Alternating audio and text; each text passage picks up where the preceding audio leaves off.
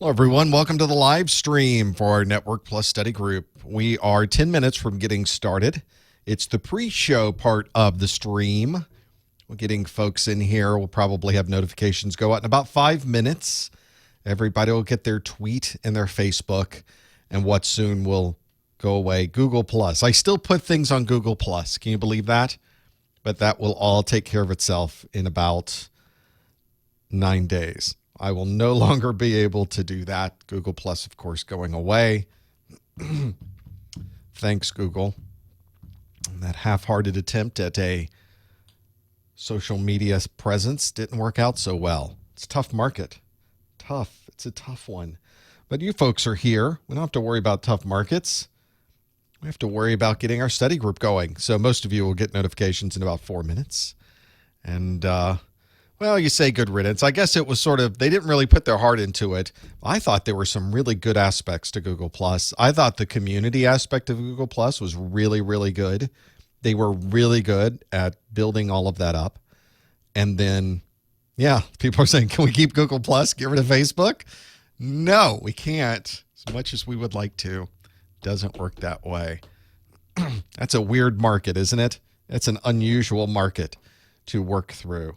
I am glad I am not in the social media market. Not one I think I could handle. Not something I want to do. It's crazy. It's craziness. Well, we're getting started here.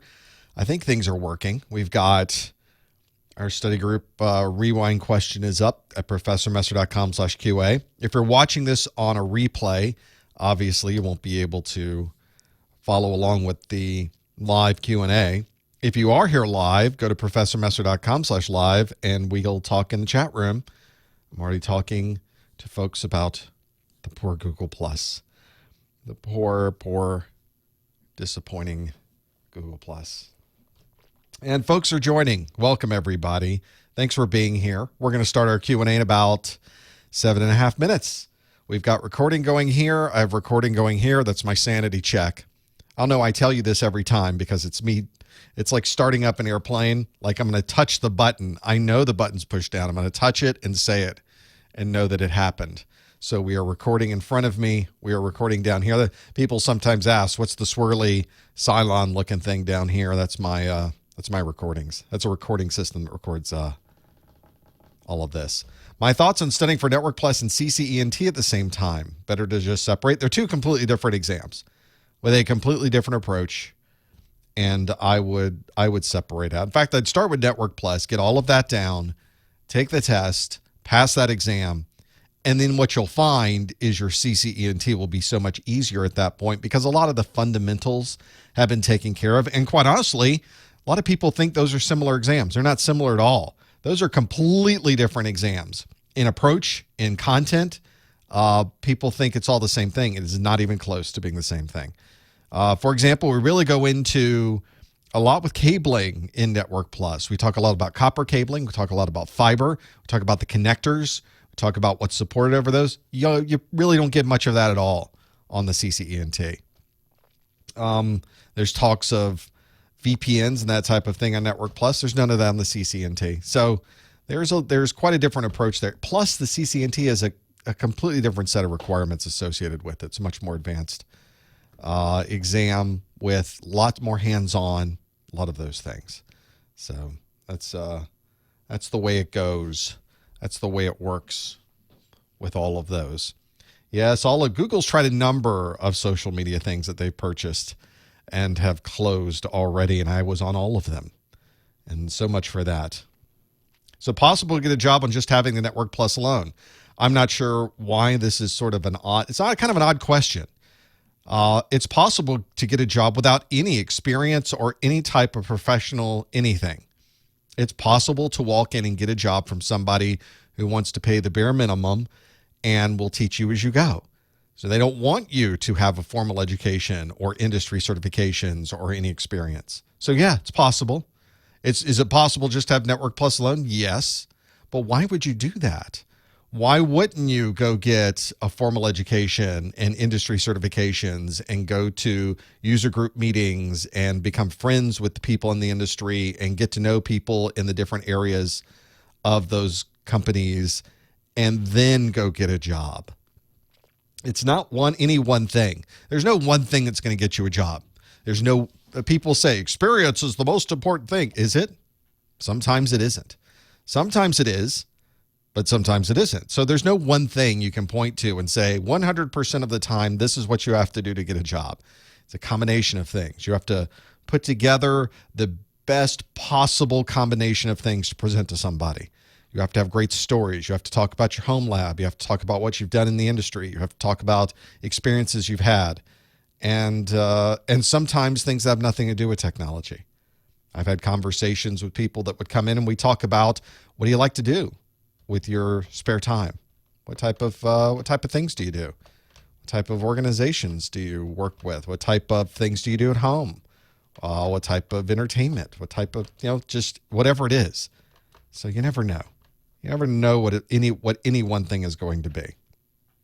So you certainly shouldn't study for a certification, pass the certification, and think, okay, now I can get the job.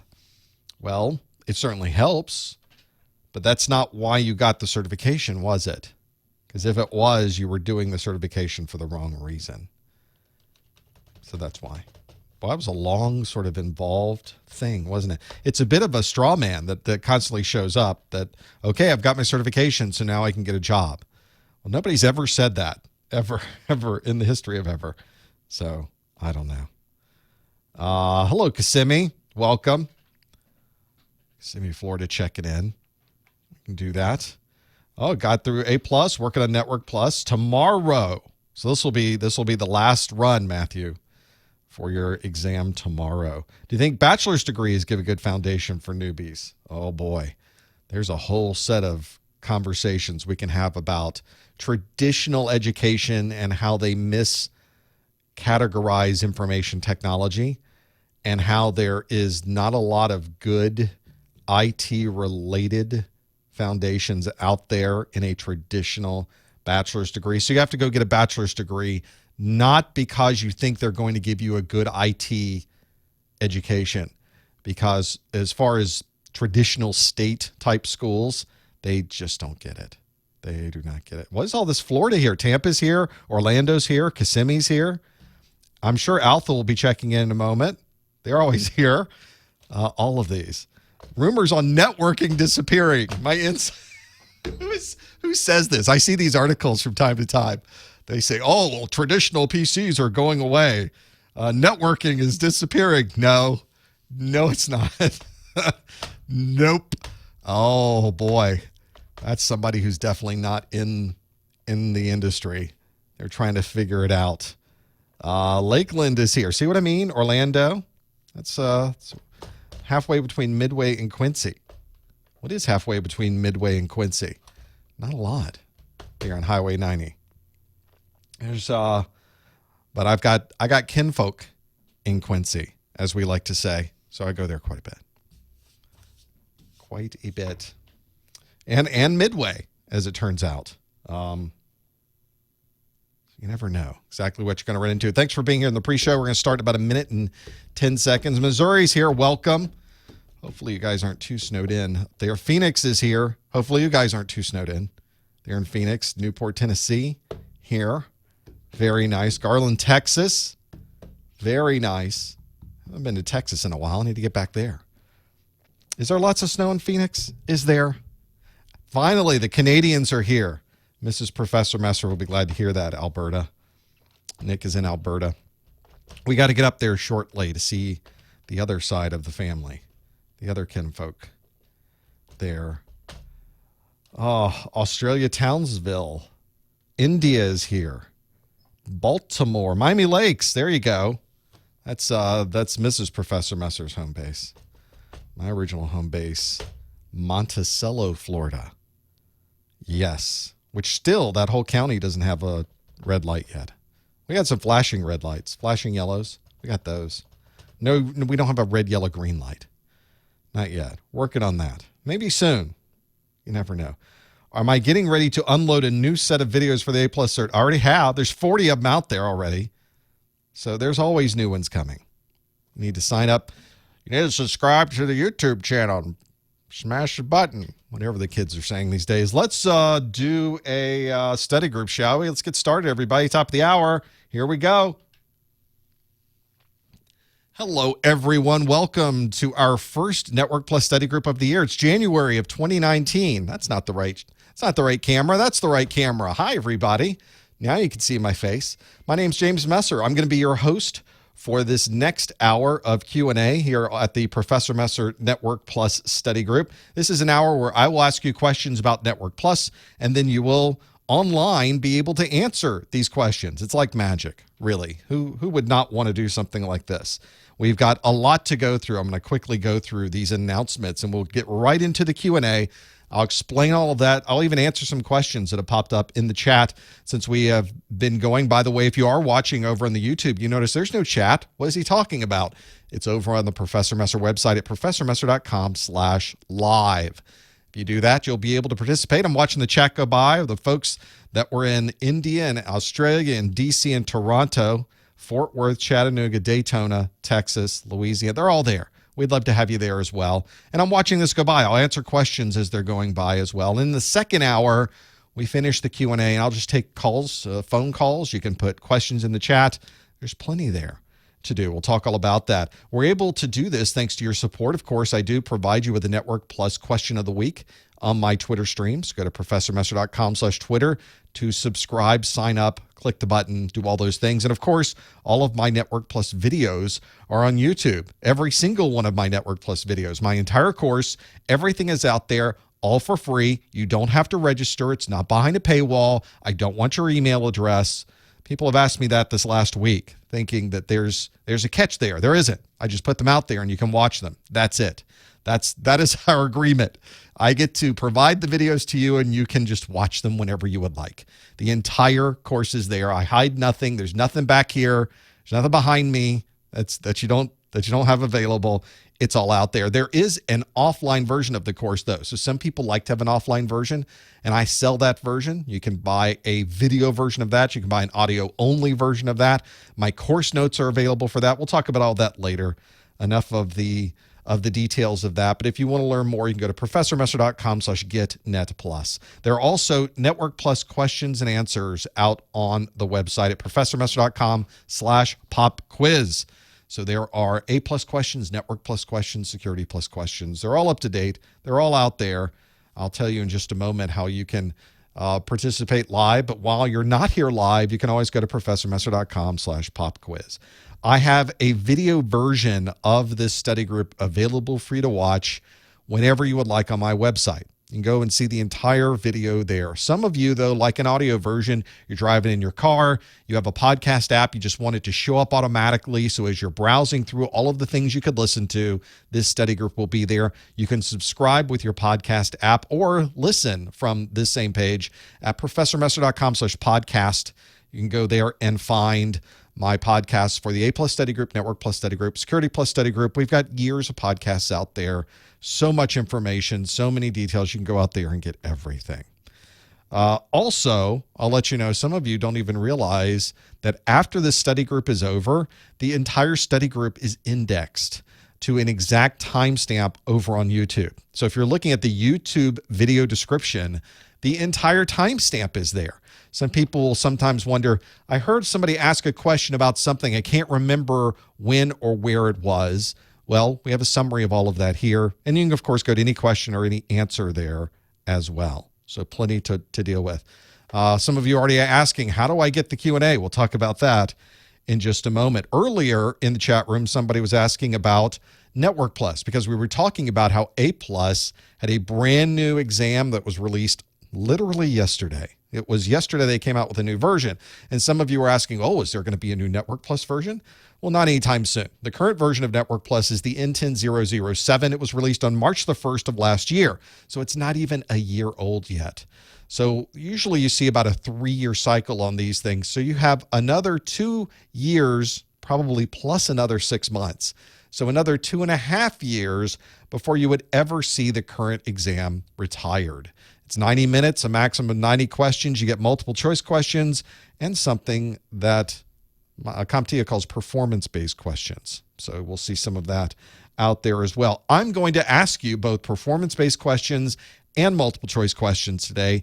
If you're watching this live, here's how you do it. You open up a new browser window and go to professormesser.com/QA. You can, of course, there's an app available you can do this with. It's called the Socrative Student app. You can go there as well. If you use the app, it will ask you for a room name, and you have to type in, all one word, Professor Messer. Make sure you spell it right, PROFESSORMESSER. All of this information is at professormesser.com/live. If you are here watching live, you can do this. If you're here not watching live, if this is the replay, none of this information applies to you. You can only answer live if you're here during the actual live stream. And if you do that, this is what you will see. You'll see a question there that says a network administrator has noticed the clock on a network switch has been slowly losing time over the last month. Which of these should be used to correct this issue? And you'll see there are multiple choice options available to you. Those options are right here. You can see that STP is an option, SNMP, DHCP, SMTP, or NTP. Which one of those options would be the best way to correct your network switch slowly losing time over the last month? And if you select an option, I get to see in real time as you're answering these. Now, for a lot of you, you remember this one from last month, obviously, because 94% of you so far have answered NTP. We do this initial question to see if you're able to get in, you're able to see the question, you're able to answer these properly, and it should be working for you. If you don't see a question, you may be in the wrong room. Go to professormesser.com/QA, and you'll be in the right room to do this. And this, of course, 92% of you, obviously, this is the correct answer, NTP, the Network Time Protocol. This is the protocol as a network professional you'll be using all the time. It's a challenge to make sure that all of your switches, your routers, your firewalls, your proxies, and anything else you have that deals with networking, and more importantly, with logs, that becomes pretty important. So having all of these synchronized up so that if anybody says, at this specific time, I saw this happen, you can go back and look across all of your logs and they're all synchronized. It becomes pretty useful to have that there. So make sure you're familiar with NTP and how it operates. We're going to flip through and try to do some new questions, though. I think everybody's got the hang of this. We've got a number of you in here. You've answered the question. So now let's do a performance-based question. Here's our first new question of the month, the performance-based question. I mentioned earlier the exam consists of multiple choice questions, like the one you just saw, but it also has performance-based questions. CompTIA could pop you into a command prompt and ask you to perform a function. They might provide you with a fill-in-the-blank question.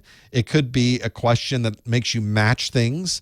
You may have to put things in a particular order, from ascending to descending, or from fastest to slowest. You never are sure exactly what they will be asking for the performance-based questions. But the performance-based questions will always be based on the CompTIA exam objectives. One of the things I like to do at the beginning of every study group is the first question I give you is a performance-based question. And this one, I guess, is kind of a fill-in-the-blank, but it also has a number of different options. This is very similar to what you might get if you were going to get a question like this on your exam. Let me show you our first question of the day, the performance-based question that asks, specify the OSI layer. And we don't have any details here about what I mean. So this is one you're going to have to figure out on your own. It's truly a fill-in-the-blank. So no hints in the chat room, please. No answers in the chat room, please. Let me go through all 5 of these different items here, and you can tell me for each one of these what OSI layer is associated with this. These are all different. I think they're all different OSI layers. Some of them could be the same, I guess. We'll see. The OSI layer. Number 1 is a database server. What OSI layer does a database server operate at? Number 2 is a fiber to copper converter. What OSI layer is associated with a fiber to copper converter? Number 3 is a routing table. Routing table is one you need to know how that is associated with the OSI layers. Number 4 is a firewall rule that blocks TCP 80. Well, that's one we need to know as well. What OSI layer is associated with that? And number 5 is a core switch. Now, of course, these could all be the same OSI layer. If you think they're all layer 1, then you could say number 1 is 1, number 2 is 1, number 3 is 1, number 4 is 1, and number 5 is layer 1. It's not all number 1. I will tell you that. So it's important that you go through this entire list. You should be able to look at these items and know immediately what OSI layer is associated with these. We use OSI as a reference tool all the time in the industry. Whenever you're trying to communicate with people and describe certain aspects of a product, a capability, a function of a router, of a firewall, of a switch, it's always useful to be able to talk the same language. And if somebody's never seen that switch before, they've never seen that proxy before, they've never seen that firewall before, and they're asking, how does that operate? How does it make that decision? Oh, it makes that decision at OSI layer 3. Now everybody knows exactly what you're talking about. It's a great way to bring everything together into a language that everybody can understand. So I've had people send me emails saying, we don't use OSI anymore. We use OSI all the time. I think they were referring to the OSI protocol, which we don't use anymore. TCP/IP is the protocol that won that particular battle. But for some reason, this OSI model is stuck around, and probably because it's pretty descriptive on how we address these things. We've had a number of people that have answered. A number of you are still Googling this one. So you're not going to find an answer. I make these up brand new every month. So you're not going to find one that's very specific to this and figuring out these details. So let's go through each one of these step by step. And we'll look at what the OSI layer is, and we'll try to explain what we are talking about when we refer to these. Yes, don't Google. Google's not going to help you on the exam. You can't Google in the middle of your exam anyway. So the first question we have was specify the OSI layer for a database server. Anytime you deal with anything that is a server or providing a service like this, where it's a database, it's a web server, it's a file server, all of those are operating at OSI layer 7. They are providing database information into my eyeballs. And that's where any of these layer 7 pieces, when you talk about a web server, a database server, anything that users are interacting with and seeing and literally visually identifying that information is layer 7.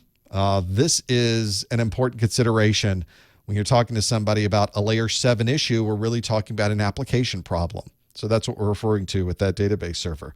A fiber to copper converter. Now, if you've never used these before, a fiber to copper converter is a device that takes fiber going in one connection and puts copper out the other side, and vice versa. It makes no decision about how the traffic is moving. It makes no forwarding decision about what interface it's going to. It's a very simple interface. There's a Gazinta interface and a Gazata interface. That's it. Those are the two things it does. If data comes in this interface, it goes out the other one. And it has no understanding or care about anything else that's going through this device. It doesn't care what the MAC addresses are, doesn't care what the IP addresses are, doesn't care if it's database traffic or anything else. And that's because this is a layer 1 device. It only is requirement is to take something that is in one physical medium and convert it to another physical medium without changing anything along the way. That's absolutely layer 1. The third question here was routing table. Routing table. A routing table, obviously a table that's in a router. Did I get that right? I think I did. Routing table is what routers use to determine the traffic coming in. Where do I send this? A router is a convenience store. A router is one where if you're looking for directions, you roll it to the convenience store. You say, I'm trying to get to this particular subnet. And the person behind the counter goes, oh yeah, you need to go that way. Okay, off I go. That's the function of a routing table. And it makes these routing decisions based on the destination IP address that I want to go to. I'm trying to get to 10.0.0.0/8. How do I get there? You need to go that way. It's a router and it's making that decision based on IP address. Therefore, it's making that decision based on layer 3. The fourth option is here, a firewall rule that makes a decision to block traffic based on a TCP port number, TCP port 80. That's an aggressive firewall rule, isn't it? That will block all of our in the clear web traffic. Somebody is fed up with all of this web traffic and they've decided to block it. They're trying to block it at a layer just above an IP address. They're trying to block it at a port number. And as you're probably familiar, an IP address and a port number together, it's a socket. That port number operates just a little bit higher in the OSI model than an IP address does. Therefore, we're talking about a layer 4 address. Anything dealing with TCP or UDP, that's a layer 4 OSI model layer that reference. That's what we're talking about. And the fifth one is a core switch. A core switch, which this could have been a work group switch. It could have been a switch at home in your Soho. It could have been a switch that's on the back of an existing device that you're using. But it's a switch, and switches make all of their decisions based on MAC address destinations. Where do I need to go to get to that MAC address? MAC addresses are an OSI layer 2 construct. So therefore, they fit into the OSI layer 2. There's lots of different models that you will see out there. Folks in the chat room were saying, well, what about the TCP IP model? Doesn't that obsolete the OSI layer model? And no, it didn't. It didn't do it all. In fact, we never used the TCP IP model.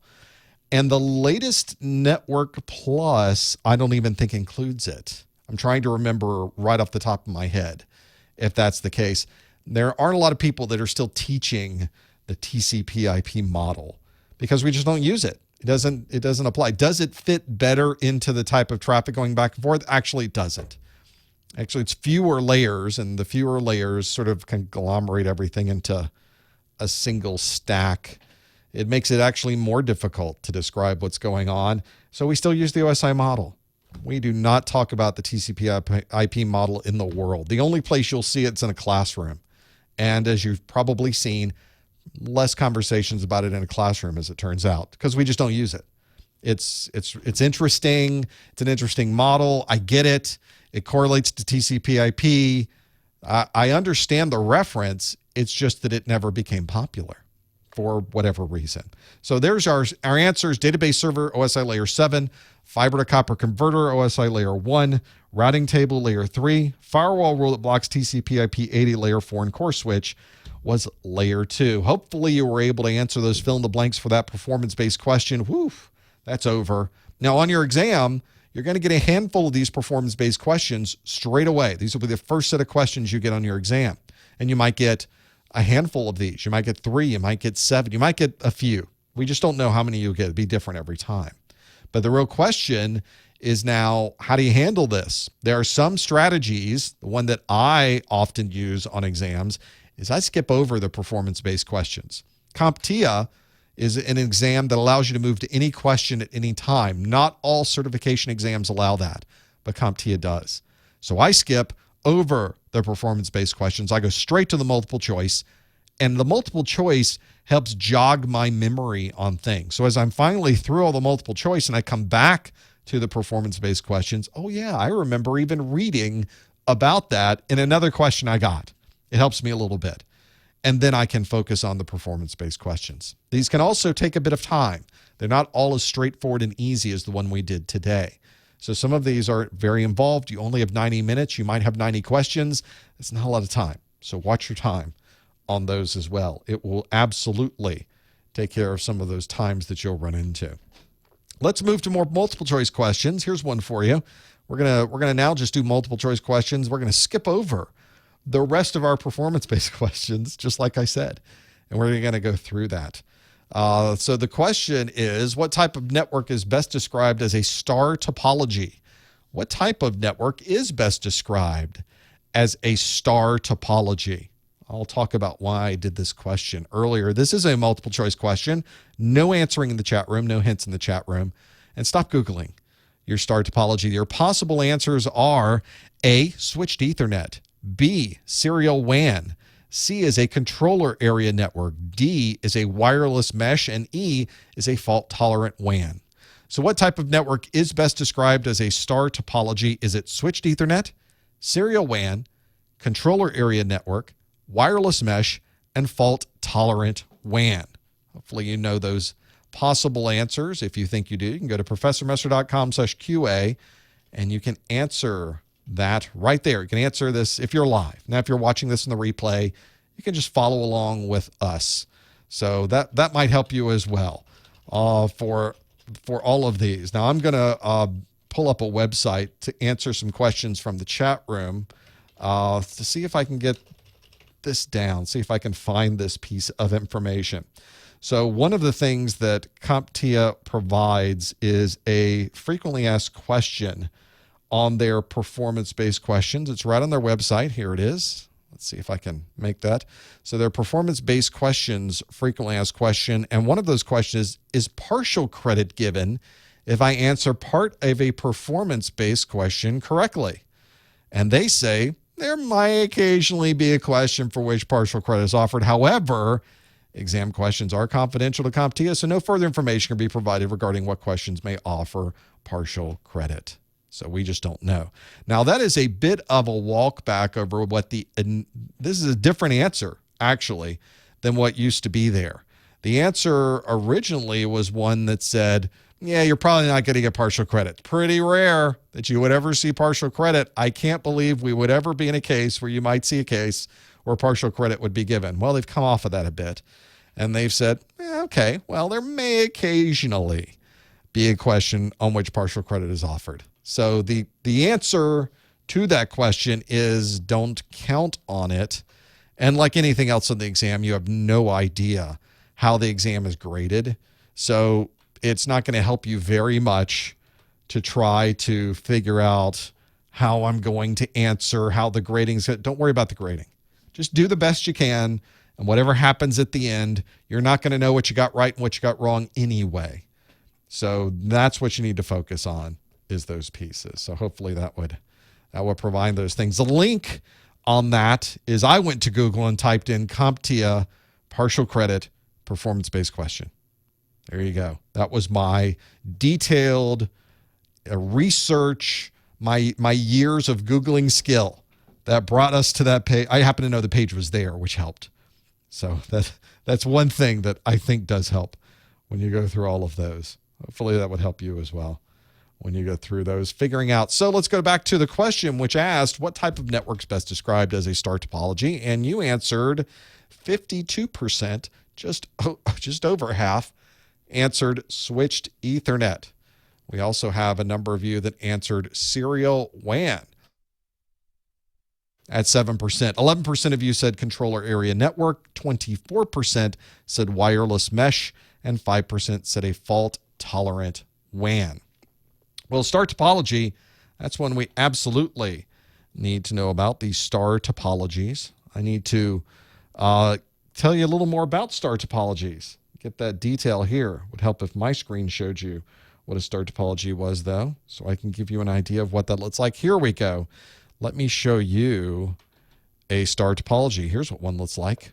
Star topology is one where there is a central device in the middle, and then everything else is connected to that device. It's not much of a star, though, is it? It's kind of a snowflake, maybe, sort of. What we call the star topology. The important part is there's a device in the middle, and everybody's connected to that device. If you're connected to a corporate network, if you're connected to a home network right now, you're probably connected to a star topology. There's a single Ethernet link between your device and this computer. Probably has a big CRT on the top of it, just like this picture does too, right? So it connects right to a switch. There's probably a laptop that will connect to the switch. There's a server that connects directly to the switch. That's our star topology. Kind of a one-to-one, all to the middle of the network to that central device. That's where it becomes important. So that Ethernet switch that you have is in the middle. Your Ethernet switch may be on a router, maybe one of these all-in-one devices, but what you're connected to is the switch, and it's in the middle of the network. That's your star topology. So if you're trying to figure out a network configuration that is a star topology, or somebody says, we have a star topology configuration here, that's what they're referring to. And switched Ethernet certainly fits that description of a star topology. If you answered a switched Ethernet, 54% of you, 55% of you now say, yes, that's switched Ethernet. My goal with these questions is that half of you get these things right. I guess you could say my goal is that half of you get this wrong. I don't want to give you questions that everybody's going to know. We need to learn something as we're going through this. And so a number of you, 23%, said wireless mesh, which these days is a very popular topology type in our homes. All of these Internet of Things devices all find each other in your house. Your garage door opener talks to your front door lock, talks to your lights, talks to your cameras, and they all start connecting to each other. They create a big mesh amongst each other. So all of the devices are connected to all of the other devices that they can hear. If you have a very big house, may not be able to connect to everything. But if one device on one end of the house needs to get to the other end of the house, they can hop through all of these devices to get to where they need to go. That is a wireless mesh and a very common network type these days with Internet of Things, but not a star topology. It's literally a mesh. That's the topology type it is. I kind of put it in the name, is that is a mesh network where a device is connecting to many other devices simultaneously. You often see that on wide area networks where a remote site might be connected to multiple other sites. That way, if one link goes down, the other link will still remain up and running. 10% of you said a controller area network. Controller area network is designed for wireless access points, and it doesn't describe a topology at all. It describes a method of managing wireless access points.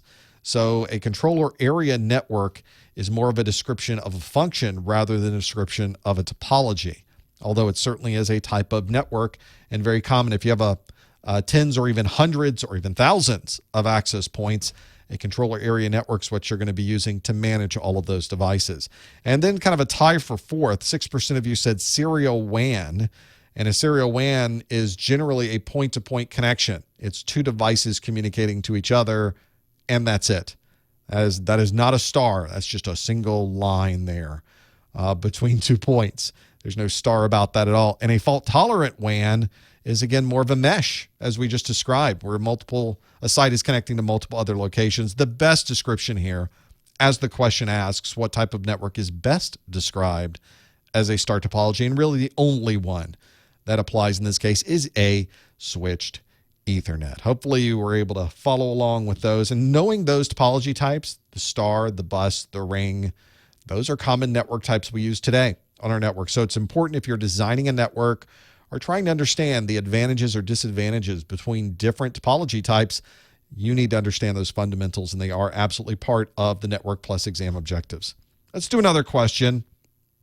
Let's do one that will help more practical. Let's get away from the ideas of a theoretical network design and talk about actually working on a network. The question I have for you talks about a network administrator who is documenting a remote site configuration and finds a device that is using an existing telephone line to connect to another remote location. Which of the following would best describe this device? This network administrator documenting a remote site finds a device using an existing telephone line to connect to another remote location. Which of the following would best describe this device? Would it be a router, a bridge, a modem, a switch, or a WAP? The options are router, bridge, modem, switch, or WAP. W-A-P, WAP. So hopefully that's one that you can go through. A number of you are answering this one very quickly. I feel like we're going to do very well with this question. If you think you know what the possible answer would be, don't mention it in the chat room. No hints, please. Instead, go to professormesser.com/QA. You can answer that question. In the chat room, the question is MPLS sort of a star topology? It's not. It's more of a type of protocol used across wide area network connections. MPLS could be set up like a star. You could configure a wide area network to be a star configuration. That would put maybe one central device in the middle and then have single links out to all of your remote sites. You've just created a wide area network that's a star. However, what you're going to find in most wide area networks to be able to do that is that most people are going to be setting up backup links from these sites. Very rarely do you find a remote site that you just don't want to have any other type of connection if you lose that WAN link, especially these days. We're in the middle of winter. You got wide area network links going up and down all the time because of the snow and the ice and the lines coming down. So it's nice to have some other way to get there or to have multiple links out of one site to another. If the power goes out and a site goes down, it's nice to have an option to go to a different site to be able to do that. So you got lots of those to be able to work through. So that becomes useful to have those there. So let's see how we did with this one to be able to work through it. The question people are saying, is this a thing? Do people do this? And the reason I put this question in here is this is absolutely a thing. Of course people use telephone lines to be able to provide some type of backup connectivity to these sites, especially when there's no other option. I've been to many places in the middle of our country where it's not in a industrial area. It's not near a big city. It is a big warehouse that's in the middle of a cornfield, quite literally. And now we need some way to communicate to that site. There is a single wide area network connection, but there's no cable modem there. There's no DSL. We could set up satellite. That might be something, but satellite's kind of expensive. And for a backup connection, that may not be what we want to do. There's more administration based on that, but I bet they can put a phone line in. And if all we need to do is be at a command prompt, we're at a CLI, you don't need much bandwidth for that. And that's exactly what this person was doing when they connected their modem. 76% of you did choose C modem. That's exactly what that device is that is plugged into an existing POTS line, a plain old telephone service connection, and being able to communicate to a different remote location. Routers don't generally connect to an existing telephone line. They're using a very specialized digital serial connection to be able to do that. Sometimes they're using an Ethernet connection to be able to do that. A bridge, which effectively is the same thing as a switch, maybe an older style of switch, but still a type of term you need to know for your Network Plus certification. Those usually are operating at a network level with Ethernet or some other local area network connection. And a wireless access point, or a WAP, is not the right answer. That's not connecting to a phone line to be able to do this. The device that you really are looking for is a modem, kind of like this one, where you are connecting to a phone line. On one side, that's where the phone line plugs in, and then there's usually a serial connection coming out of the phone line, usually on a DB9 or a DB25, that provides that serial connection back to your computer so that you can then see the traffic going back and forth. That would be able to work through those. There is some old type technology you'll still find out there. Networking doesn't really change quickly. What you will find walking into anybody's data center is that these network connections will be put in and they'll just stay there for years and years and years because they work. And all you need is to be able to connect to that site when there's no other way to get there. The snow is taken down the wide area network lines, but you can still connect over a modem and be able to access those. Becomes pretty handy. So if you're ever trying to find that backup connection that costs, it doesn't cost much to have a phone line every month. Costs a lot less than a satellite, costs a lot less for cable modem, costs a lot less than DSL. So it'd be a great way to do that. So you will certainly find these devices. And as people are saying in the chat room, I'll find modems, you'll find hubs, you'll find all kinds of things to be able to do that and have those things there. Now in the chat room, some people are saying, do enterprises leverage WAN backup links using DSL? Sure. They'll use DSL. They'll use cable modem. Any way that you can have any type of bandwidth, some type of connectivity to a site that's cost effective. That's the way to do it. You really don't see frame relay anymore. MPLS, is a little more modern than that, but these days the providers are just happy to give you Ethernet and connect you that way. But there's still some serial links out there, and you'll see MPLS and other technologies, probably not frame relay. I think almost everybody's taken out their frame relay at this point, or you're working on taking out your frame relay at this point to be able to have that there. So it becomes useful to have those things there. Let's do this next question, though. I've got another one for you. Let me flip over.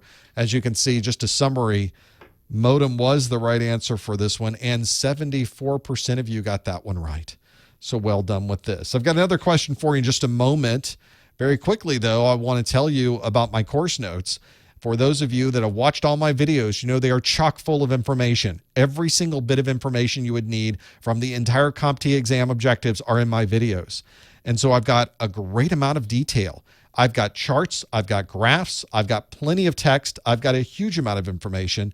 And what I've done is taken all of that from every video and I put it all into a single document that I call my course notes. This is everything in one single PDF file. So all my details in subnetting, protocols, cabling, fiber, the connectors, the star topologies, the modems, all of those things are in my course notes. I, of course, highly recommend that you take your own set of notes, but you may not have time to go through every single video and write down every single one of these things.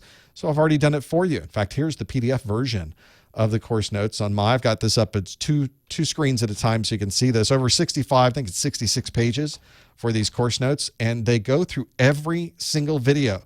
The first video on Introduction to IP, which is section 1.1. The next video also in section 1.1, common ports. And I give you a breakdown of all the common ports and a little chart. Tells you all the common port information, Ethernet information. Do a couple more pages so you can see that.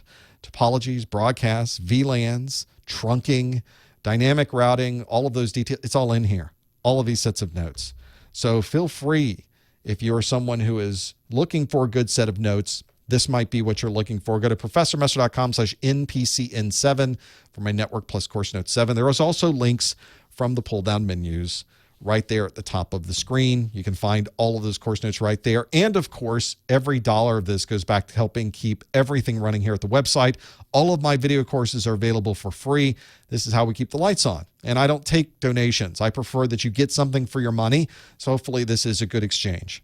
You can at least get something that is a PDF. Oh, also, Mrs. Professor Messer said I should have a book version of this too. So there's a physical version if you wanted to order that. It's exactly the same content. It's exactly the same information in the physical version, except it's on this full color, nice heavy stock, nice high quality book. But if you buy the physical version, I ship this to you. And then I also get you the PDF version as well that you can download right away. So you get both. The PDF version just comes on it for free. What's the 2-sheeter that you can look at before the exam? How about a 66-sheeter? That's what this is. There's no way you could fit everything in the Network Plus course notes for this. So that's one way to do it. There's people in the chat room going, oh, you have a new version? You just bought the old one? No, you bought this one. This one's been out for over a year. So the N10-007 course notes are the latest ones. That's what you got. And if you do have the latest version, you want to make sure you have that latest version, you can always log into your member login and download the latest version. So make sure to have that there. And I appreciate people in the chat room saying, I would donate. Well, I appreciate that. I just don't take donations. That's not my thing. So this is a way that you could actually contribute to the site, but I feel like I'm contributing back to you too. It's a win-win, I hope. That's the idea. So thanks so much for your ongoing support. We would not be able to do this without your support of these products. Thanks so much. Find out more, professormesser.com/NPCN7. Let's get another question in. I've got one here that asks you, the network administrator, or actually the network administrator talking to you. It's two of you guys talking together. A network administrator has informed you that access to a switch or remote site is only available through out-of-band management. Which of these would apply to this configuration? This is a multiple choice question. So the multiple choice question is A, you will need an SSL VPN to access the switch. B, all access is based on a centralized name service. C, file transfers must use FTPS. D, a browser with HTTPS is used for management. Or E, all access is provided over a serial connection. So this network administrator has informed you that access to a switch at a remote site only available through out-of-band management. Which of these would apply to this configuration? Would it be that you need an SSL VPN to access the switch? Would it be that all access is based on a centralized name service? Is it that file transfers must use FTPS? Is it that a browser with HTTPS is used for management, or is it that all access is provided over a serial connection? If you think you know the answer, go to professormesser.com/QA. Maybe you can find that answer there. Have all of those details there. I've now stepped on my headset, sort of. I've got a lot of wires here that are working through this. I'm managing to break all of it before the study group's over. If you think you know the answer, go to professormesser.com/QA. I think some of you will be able to get this one. Having those. Folks in the chat room, somebody's saying you're having problems with the live feed. The live feed comes directly from YouTube. So if you're on there and maybe you want to try different YouTube settings, hit the little cog at the bottom. You could try different resolutions. Some work better than others. I'm sending a single stream to YouTube, and then YouTube sends all the streams to all of you. So if there are problems with the live feed, and it's not something from me, I don't think, in this particular case, then this may be something on your side. You may be able to resolve it very quickly, though, by changing some of those resolution settings. Sometimes that helps. If you go to a slower resolution, I'll look a little more blocky. I won't look quite as attractive as I do now, but you'll still be able to hear and you'll be able to see most of this. Let's see how we did with this one. Yeah, I'm not fooling anybody, am I? Not a chance. A network administrator has informed you that access to a switch or remote site is only available through out-of-band management. Which of these would apply to this configuration? I was worried that I gave it away earlier because we've just been talking about out-of-band management, but I didn't call it out-of-band management, did I? So in a way, I was pretty good about this. We have a tie. We have a tie for first. 40% of you answered you will need an SSL VPN to access the switch, and 39% of you said all access is provided over a serial connection. Double digits, 11% said a browser with HTTPS is used for management, and then a tie for fourth at 5% apiece with all access based on a centralized name service, and file transfers must use FTPS. So the real important part of this question asks that a network administrator inform you that access to a switch at a remote site is only available through out-of-band management. This is an exact opposite rather, of in-band management. So this is one where we absolutely need to understand the difference between in-band and out-of-band. And this is where we want to get more details. If we're talking about out-of-band management, then we're not connecting through our existing network to access this device. If there was just an IP address, it was over the same Ethernet connection I'm using for everything else at my company, that would be in-band management. But for out-of-band management, it may be that Snow has taken down our Ethernet lines to that remote site, and the only way to get there is through a modem connection. Out of band, outside of the normal band of communication. This is one where those serial connections, the COM ports, sometimes the interface on the device will actually say out of band so that you know what those are to have those there. There's usually a separate interface. If you have a router, you have a switch, you have a firewall, you have some networking device. On that device, there's probably an Ethernet connection. You give it an IP address, you can connect over your network. But also on that device somewhere is probably a serial interface like this one. There may be a USB interface on newer devices. Sometimes it's an RJ45 connection that they're running serial information over. So you just don't know what that happens to be. Normally, we're connecting a modem to this. Sometimes we're connecting some type of server, a terminal server, that will connect to this. It will connect to many different devices. That's a common configuration is you call in to a single server, and then from that COM server or terminal server, you're able to connect to the out-of-band connections on a switch, on a router, on a firewall that might all still be in a single rack at that location. That way you only have to have one modem to be able to have that there. So if you have that COM server, it does come in handy to have that functionality there. This is exactly what you need to have to be able to access those devices when your Ethernet connection to that device is not actively available. And as people are saying, if you don't know, if you go to a question like this and you have no idea what out of band means, take a guess. Always take a guess on the CompTIA exams. From what we are able to know about their grading system, you are not penalized for wrong answers, which means just by taking a guess, the worst thing that can happen is you get it right, I guess. Yeah, there's nothing bad that can happen. You just don't get it right. You don't get any points for it, but you could actually get it right to have that there. So let's talk about these differences because we're really split on how this out of band has anything to do with SSL VPN. So this is an important consideration to be able to look at this. VPN connectivity is a different set of technologies than in-band or out-of-band.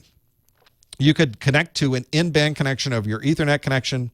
You can use a modem to connect over out-of-band to a device. And in both of those situations, a VPN is not involved at all. You're not using VPN software. You're not using a VPN concentrator. You're simply connecting in-band to the Ethernet connection or out-of-band using a modem. That's it.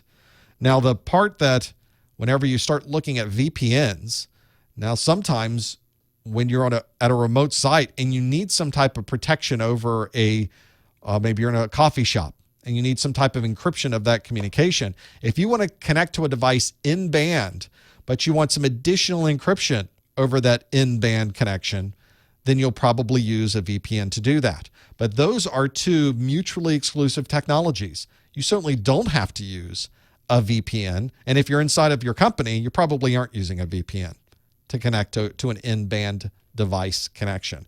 Out-of-band, usually you're not using a VPN at all. And out-of-band connection is usually over a modem. That's a point-to-point connection. It's over a relatively private connection as well, since nothing else can be on that line. So usually you aren't using any type of additional encryption technologies over an out-of-band connection to be able to do that.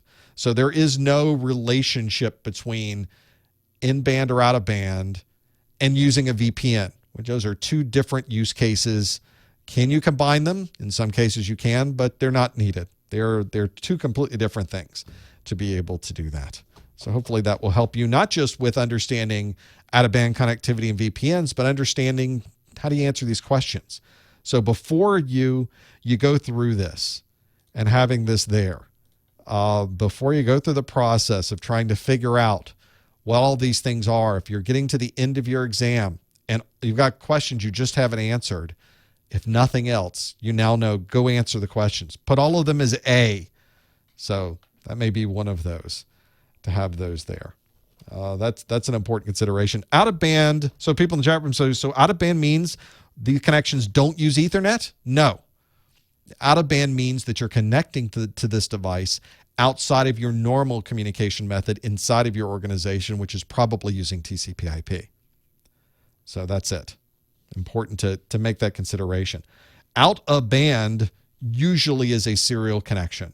So whenever you hear someone say out of band, 99.999% of the time, we're talking about a serial connection that you're connecting directly to a serial port or USB port on your laptop or mobile device, or we're talking about connecting to it over a modem. That's another good way to connect over serial, is over a modem connection. On your exam, can you go back and change the answers? Yes, before you submit the question, before you submit the exam, you're going to get a final screen that says, are you ready to submit? You say yes, and they say, are you really, really ready to submit? Yes, I am, and finally you'll submit the exam. Until you do that, you can change any of your answers at any time for CompTIA exams. That's very specific to CompTIA. So other types of exams, for instance, if you ever take a Cisco exam, you answer a question and you say, I finished answering this question, and you go to the next question, you can't go back ever. That's it. Whatever you did in the past is now done. You have to keep going down the exam. CompTIA gives you a lot of flexibility, though. So make sure you understand what those differences are. If you did answer E, all access provided over a serial connection, that is the correct answer. Those of you that answered 40%. Access based on a centralized name service. I guess I'm talking about DNS. No, DNS has nothing to do with out of band. Those are two different mutually exclusive technologies. File transfers must use FTPS. Being out of band doesn't require that you use any particular protocol to transfer files. So that's has nothing to do with out of band, mutually exclusive technologies. A browser with HTTPS is used for management. Well, it could be, but it doesn't have to be, and most often it isn't. It's usually a serial connection using a CLI, command line interface. So that's probably not the case either. It certainly is not one that you would apply towards or think about as being out of band. In fact, very commonly we use a browser with HTTPS for in-band management. That's usually the common in-band connection that we would use. Hopefully that's cleared up some of those answers on that. Some of you thought it was a trick question. That's an extremely straightforward question. That's a straight-on, straightforward question there. So make sure you know those differences between those. Hopefully you're now familiar with out-of-band. And if you haven't used an out-of-band connection before, go find a router, go find a switch, go find a device with an interface that shows for management or COM. It'll say management port, it'll say COM port, it'll say out-of-band port, and that's what you want to use. To have all those there. We got time for another question. Let's do another one. Here's a question for you. This one, a security question that asks, what additional security is provided by file hashing? What additional security is provided by file hashing? Is it notification when the file is accessed? Is it that network traffic is blocked when known vulnerabilities are identified? Is it that you get a notification when file permissions are modified? Is it that you get firewall rules changed dynamically when the file is used? Or do you get a notification when file contents are modified? There's a lot going on there from a security perspective. So let's step through them one at a time. What additional security is provided by file hashing? Is it that there's a notification when the file is accessed? Is it that network traffic is blocked when known vulnerabilities are identified? Is it a notification when file permissions are modified? Is it that firewall rules are changed dynamically when the file is used? Or is a notification when file contents are modified? One of those is absolutely the right answer that deals with file hashing. If you think you know the answer, you can go to professormesser.com/QA, and you can answer that one. Hopefully you're familiar with file hashing. If you're not, there's a good chance you're going to be in a moment. That's why it's good to have this, that file hashing. I'm going to take a sneak peek at how we're doing. You can see it on my side to see how we're doing. Folks in the chat room are even giving some strategies about multiple choice questions, which are really good strategies. Some of you are saying, if you answer a multiple choice question, don't go back and change it unless you're really, really, really sure. Unless you're 99.9% sure of this. Go with your gut. And I'd say in most cases that's right. You know, my problem with these exams is I read through things so fast that occasionally I'll miss a word in the question. It'll say not, or I'll assume what it's saying and then answer, and I'm off to the next thing. What I hope I have time at the end is not just to go back over questions that I flagged, but I like to go back over every single question just to read through it again, because I feel like I'm not stressed for time. And sometimes I'll read through it and realize I read it completely wrong at the beginning, which completely changes the answer. In those cases, of course, you would want to change your multiple choice question because you messed up at the very beginning, or I messed up at the very beginning. Let's point the finger where it belongs, is that I did it wrong, so I need to change it. But hopefully you catch those. But if you're not sure, if you don't know if any of them are right, go with your gut. I have to agree with the chat room. Just go with whatever the first thing was you put in. Maybe something in the back of your mind and your subconscious made you click that particular radio button. So you go with the flow. Go with you've aligned your chakra. There's a whole Zen thing going on. Just go with that. Just make sure you have one of those things. Maybe you can break it down. Let's see how we did breaking down this question, which asked what additional security is provided by file hashing. And if you don't know what file hashing is, we'll talk all about this in just a moment. Well, like that, use the force. That's what you should do. So on this one, did we use the force? Were these the droids we were looking for? 58% of you thought it was E, notification when file contents are modified. We have kind of a three-way tie for second place between A, B, and C, which is notification when the file's accessed, traffic blocked when vulnerabilities are identified, or notification when file permissions are modified.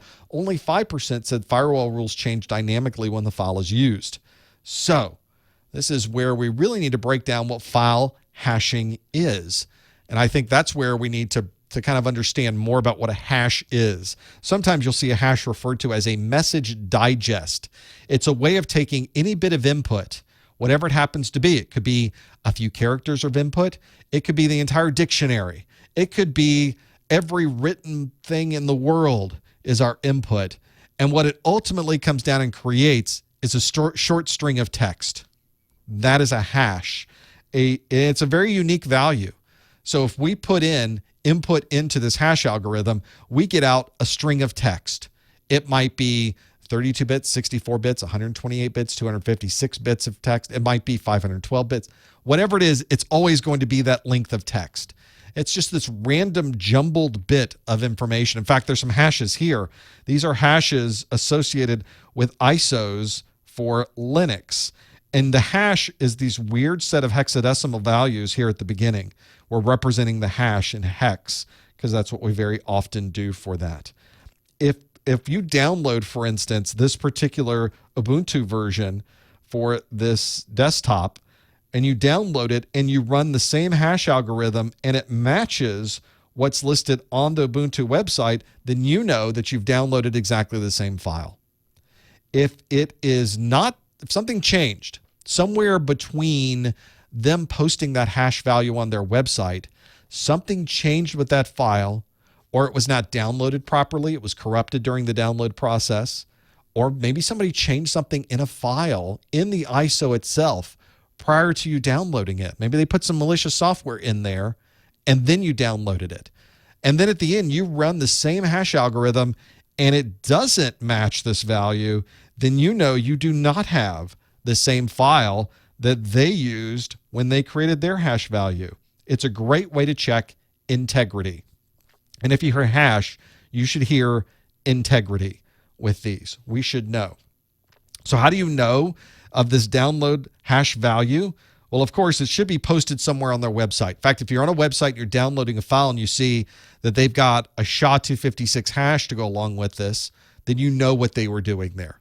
Or they've got an MD5 hash to go along. That's what they're doing, is giving you the hash value on the website, so that when you download it, you can use a local utility, and there's tons of utilities for Windows, for Linux, and for Mac OS that will allow you to calculate a hash based on file contents.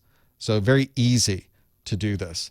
It's a cryptographic method, certainly using cryptographic algorithms to do this, but it's not encrypting anything. It's not protecting anything. The file remains the same. The file is not encrypted. We're not changing the file at all. We're simply creating a signature, if you will, or a way to fingerprint. It's a better description of this, of that file. We've got a fingerprint of the file. If anybody changes anything about that file, the fingerprint's not going to match. We're not going to have the same thing there. So it's all about integrity and making sure that what we have matches what you sent me. And as long as both of those things match, we got integrity with this. So let's look at our possible answers on this. Let's start at the very top. Notification when a file is accessed. Simply accessing a file doesn't change a file. So that has nothing to do with the file hash. File hashing, when you first look at the file and take a file hash, and then you access the file and look at the file hash, they're going to be identical. That doesn't help us from a security perspective. Are there ways to get notification when a file is accessed? Yes, there are ways to do that. Has nothing to do with file hashing. The second option here was that network traffic blocked when known vulnerabilities are identified. That's an IPS, intrusion prevention system. That has nothing to do with file hashing either. IPSs generally don't operate using file hashing to make that happen. Notification when file permissions are modified, kind of the same scenario we had with option A. So with option C, where notification when file permissions are modified, that doesn't change the file. It only changes the operating system and how it references the file. If we were to perform a file hash on a file, change the file permissions, and perform a file hash again, the hash will be identical. So that doesn't help us either. That's definitely not the right answer. And option D was that firewall rules are changed dynamically when the file is used. That has nothing to do with file hashing. I just sort of made that one up. Very rarely would you have a firewall rule change dynamically. And on top of that, if I was doing that when a file was being used, that's a pretty specific use case. That would be pretty unusual. And it kind of has nothing to do with file hashing either, to have that there. The thing that does have to do with file hashing is the thing that 62% of you mentioned, was that if the file contents are modified, if something changes with those file contents, the hash is going to be different, and you'll be able to get notification of that for all of those things. So that is where I get those. So if I remove and add back the same file, is the hash the same? Yes, it is. Yes, if it's exactly the same binary, if it's exactly the same bits of information, the same input into the file hashing algorithm will provide you with exactly the same output. But if anything changes in that file, if one bit changes in that file, you will get a dramatically different hash. It's not even going to be a hash that's different. If you change, let's have a look at this real quick. So we got these files here. If we changed one bit of that desktop Ubuntu file and downloaded it, it's not just going to change a number at the end. This one ends in F, so maybe it'll end in A. So that's not the way hashes work. If you take one small minor modification to the file, you end up getting a completely different hash. It's very obvious to have this here. So make sure you're familiar with what hashes do and how they operate. It becomes pretty important to know those and why, and know the limitations, and know that hashing is not protection. Hashing is not confidentiality. Hashing is integrity. So if you hear integrity, you should think hashing. If you hear hashing, you should think integrity. Those are important considerations. We got folks in the chat room are begging for one more. I know we're at the top of the hour. We're going to do one more. We're going to do one more because I talk so much. I promise we'll do one more of these. Here's our next Network Plus question that asks, a network administrator is complaining of errors coming from a cable that runs 100 meters in an overhead raised ceiling. Which of these tools would be the best way to validate the electrical characteristics of this cable? Well, this is certainly something that I've run into only about 1 million times. That network administrator is me. And so which of these tools would be the best way to validate the electrical characteristics of this cable? Would it be a spectrum analyzer? Would it be a multimeter? Would it be a TDR? Would it be a punch-down tool? Or would it be a tone generator? Which one of those would it be? So if you think you know the answer, the question is that a network administrator is complaining of errors coming from a cable that runs 100 meters in an overhead raised ceiling. Which of these tools would be the best way to validate the electrical characteristics of this cable? Possible answers are spectrum analyzer, multimeter, TDR, punch-down tool, and tone generator. If you think you know the answer, go to professormester.com/QA, and you'll know this answer. We stuck a last one in there, didn't we? We're overtime. This is the overtime version of the study group. We're getting that last question in, trying to figure out the details. Maybe some of you have run into this before. In fact, let's see how we did with this one. I think some of you have run into this one before, but not all of you have. This may be a new idea for some of you to be able to see that and breaking those things down. So this is the case. Some of you are asking about those learning labs from GTS Learning back in the day. GTS Learning was bought by CompTIA last year, early in the year, and they stopped providing the labs. So that's why. That's why you don't see those labs anymore, because they don't exist anymore, sadly. They were pretty good labs. I liked them. They were actually very good labs. I used them all the time. Not there anymore to have that there. So pretty important to have some hands-on. Unfortunately, it won't be the GTS Learning Labs to give you that anymore, but there's lots of other options out there. We can talk about the post-show if you'd like. Let's see how we did with this one. A network administrator complaining of errors coming from a cable that runs 100 meters in an overhead raised ceiling.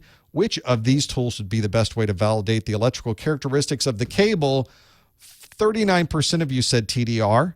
26% of you said multimeter. 24% of you said tone generator. 10% of you said spectrum analyzer. And 2% of you said punch-down tool. No majority here. We're just not quite absolutely sure. If we go with the most popular answer, that will be TDR.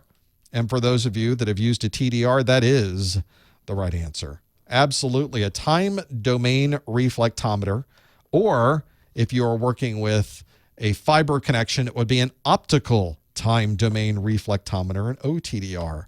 Those are incredibly useful tools.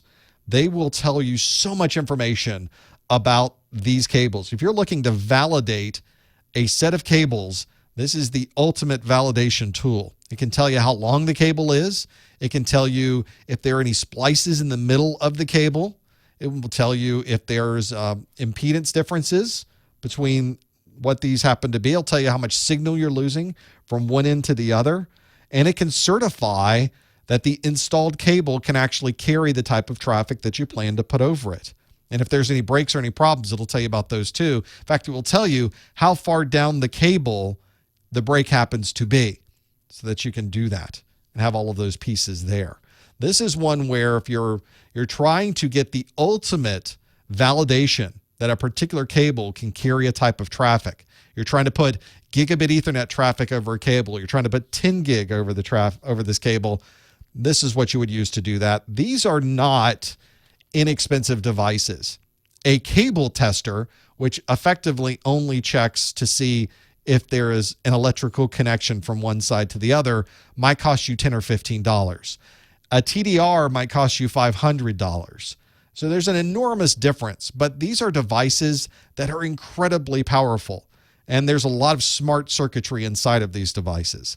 So that's why there's a huge difference in these. But if you're setting up a copper network or a fiber network, there's really no other way to check to make sure if your cables are working properly.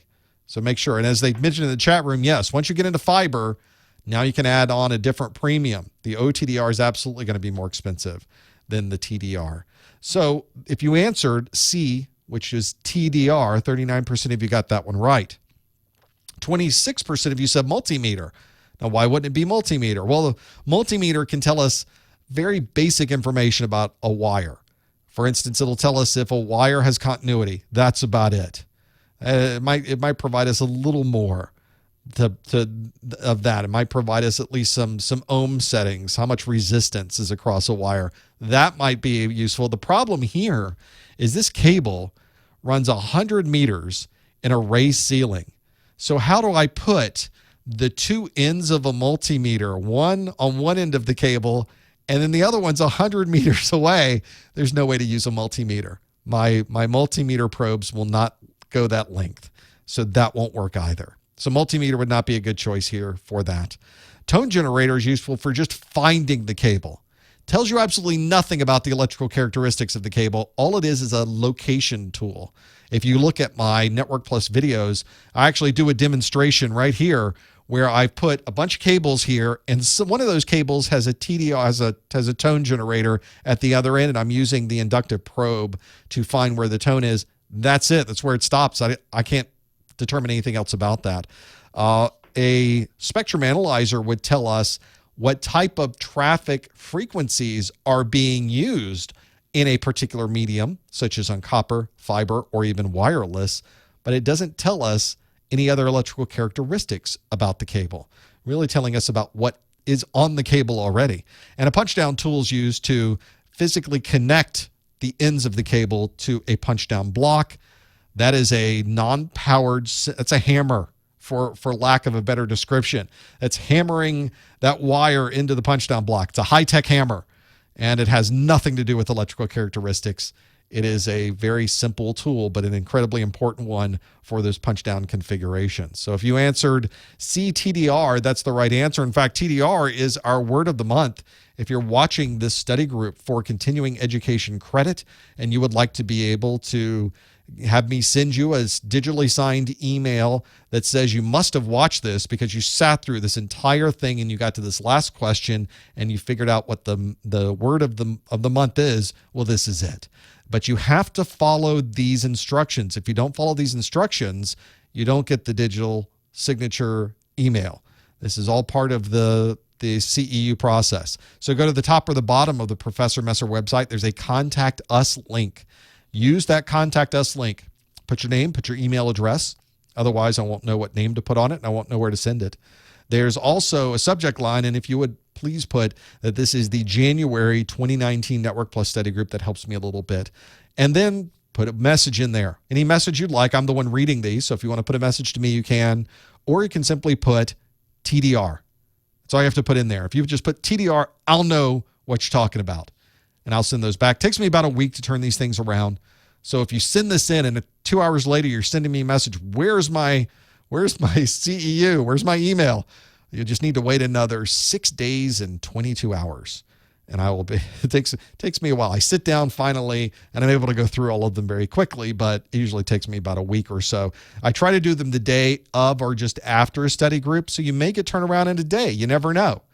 And if your timing is good, you get turned around in an hour, but you'll have to figure out, when am I going to sit down and do this? See, it's a whole math problem. You'll have to figure out those pieces to have all of that there. I think that's a good one to end on. We're at the end of our hour, but we've got another one of these next month. Come on back. We've got another Network Plus study group already planned for February the 13th. And of course, if you go to professormesser.com/calendar, you can see when any of our live events are going to be. Next month, we're doing 2 A-plus study groups. I've split them up into a 1001 and 1002.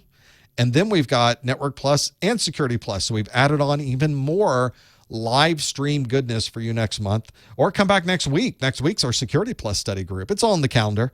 Go to professormesser.com/calendar You'll see all of those things. Stick around for the next hour. I'm going to open up the phone lines. We'll take questions from the chat room. We'll talk about how expensive TDRs are. In the meantime, if you want to keep up with what we're doing here, you can always subscribe on the Twitter. Go to professormesser.com/Twitter, and you can, of course, follow me there. On YouTube, subscribing to YouTube is absolutely free, and boy, it helps us so much. This is why people on YouTube are always begging you to subscribe to YouTube, because the people at Google who own YouTube, the people at YouTube see those subscription numbers, and they realize that you must be providing some type of value to somebody if they're interested in subscribing. And it does help us. We have a direct connection, a direct phone line. I can communicate and send emails to people at YouTube, which does help occasionally to get these videos out, to get all of these things going. Sometimes I run into challenges, and they can always help me with those. So if you really want to help for no dollars, go to professormesser.com/YouTube, subscribe for free right there. Don't forget about my course notes at professormesser.com/MPCN or MPCN7. You can find those too. And of course, we do one of these every month. Stick around for the next hour. We've got phone lines that will open up. You can call in if you'd like. You can ask questions in the chat room. I'm watching things go by right now. We always have a lot of fun with those. Otherwise, we will see you next time on the Network Plus Study Group. My. Well, we got a lot happening here with these things. Let's see if I can get the phone lines up and running. Let's get things stopped on this screen, started on another screen. I am not prepared for the after show. I was completely prepared for the first half. It's only typing a few things I have to type in on this side. So it's not like we have to do a lot of things. I just have to click something and host a show. And then I'm going to call into the show, and then you're going to call into the show. So stand by in a moment. I'm going to start the show up. We're going to get things going on this side. I'm going to give you a phone number, but I'm the only one here. So I have to, this is the part when I fight with the phone. It's so true. It's just typing in numbers, isn't it? I have to go to the Skypey. Only a few people in the world understand what I'm talking about when I talk about the Skypey and getting that going. Let me turn it down so it doesn't blast your ears out here on the mixer and the potentiometer. Get that there. And then I can type in some numbers on my screen, and it says, enter your 6-digit PIN. I will do that. And not a big fight this month. Let's see if this actually worked. Oh, see? You are now in the host room. I am in the host room. Thank you so much. Thank you so much for being in the host room. That means that you could be in the caller room. And if you would like to call in, you can go to any phone number, any phone in the continental United States, anywhere but Alaska and Hawaii in the United States. You can call in 855-785-RJ45. Toll-free number. Doesn't cost you anything. 855-785-7545. If you are outside of the United States, you're in Canada, you're in India, you're in Australia, you're anywhere you would like to call in, you can use Skype for free. It doesn't cost you any Skype minutes. You simply put a +1 at the beginning. +1 is the country code for the United States. And put in +1, 855-785-7545. I'll pay for the call. I pay for all the calls anyway. It's toll free to you. It doesn't cost you a thing. And you can have those go in. What is a CEU? Well, glad you asked. Continuing Education Unit is a CEU. And it's a way that you can, after your 3 years of having a certification from CompTIA will expire. So one way to not have that expire is to renew it. And one of the ways that you can renew it is to collect CEUs. It's kind of convoluted, isn't it? Fortunately, you can now use a method to renew in really just a few hours. That doesn't involve collecting CEUs. You don't have to do things throughout these 3 years. You can literally be hours away from losing all of your CompTIA certifications, take the CertMaster CE in just a few hours, and you're renewed for 3 years. And it costs about the same as collecting CEUs for that last 3 years period. You don't have to pay that CEU fee. Very, very nice to have that, having those capabilities there. So let's see what we got here. Thank you in the chat room. Those of you with you have the notes, you read them on your iPad when you have time. Thank you. I built them so they would work well on the iPad because that's what I have.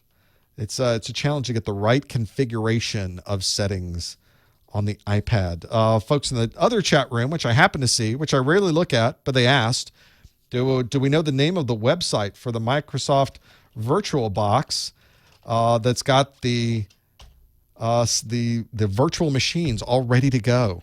Is modern.ie. For those of you, if you wanted ever to have a lab version of Windows 7, Windows 8, or Windows 10, Microsoft makes them available to you for free at modern.ie. Phone lines are full. So full. So let's quickly go to those phone lines. Let me make sure first before we do that I have the phone lines potted up so you can hear the phone lines. But I think that might work. Let's start with a 610 area code. It's going to beep in your ear. Caller. There we go. Hi, caller. What's your name? Where are you calling from?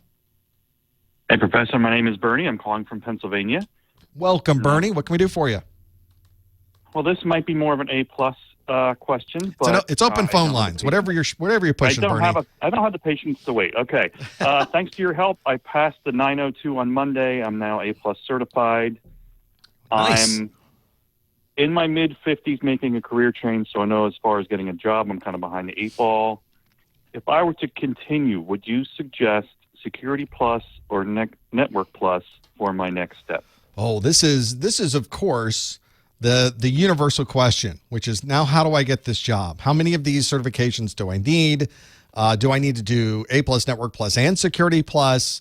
Do I need to do others, third-party certifications? And it really varies widely on what employers are looking for. Some employers and some geographies of the U.S. are really looking for very specific types of certifications. For example, if you were going to work for an organization that is tightly associated with or is the U.S. federal government, although they aren't working a lot right now, but when they do, when next time they are, they require that you have a Security Plus certification.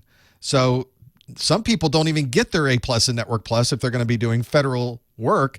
They start with the Security Plus because that's what the employer is looking for.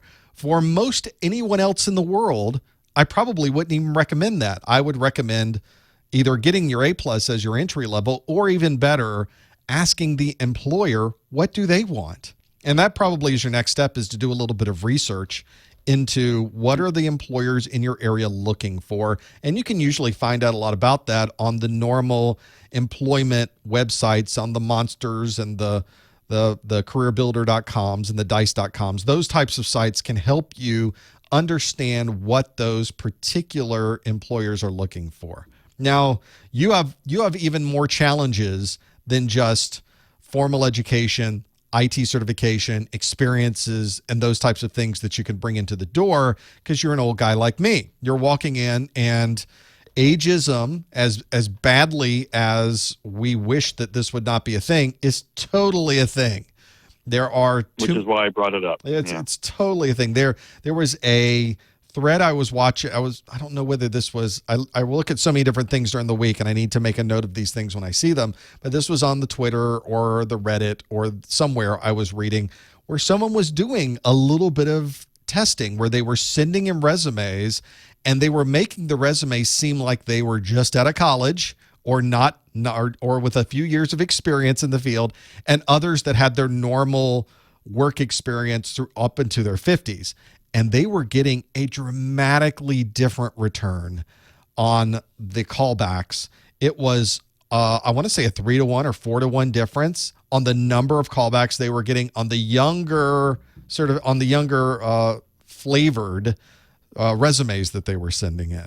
So for us old guys, it becomes a little more of a challenge. But we have the experience of being old guys too, is that we know people in the industry. And it may not even be in the IT industry, but we know people.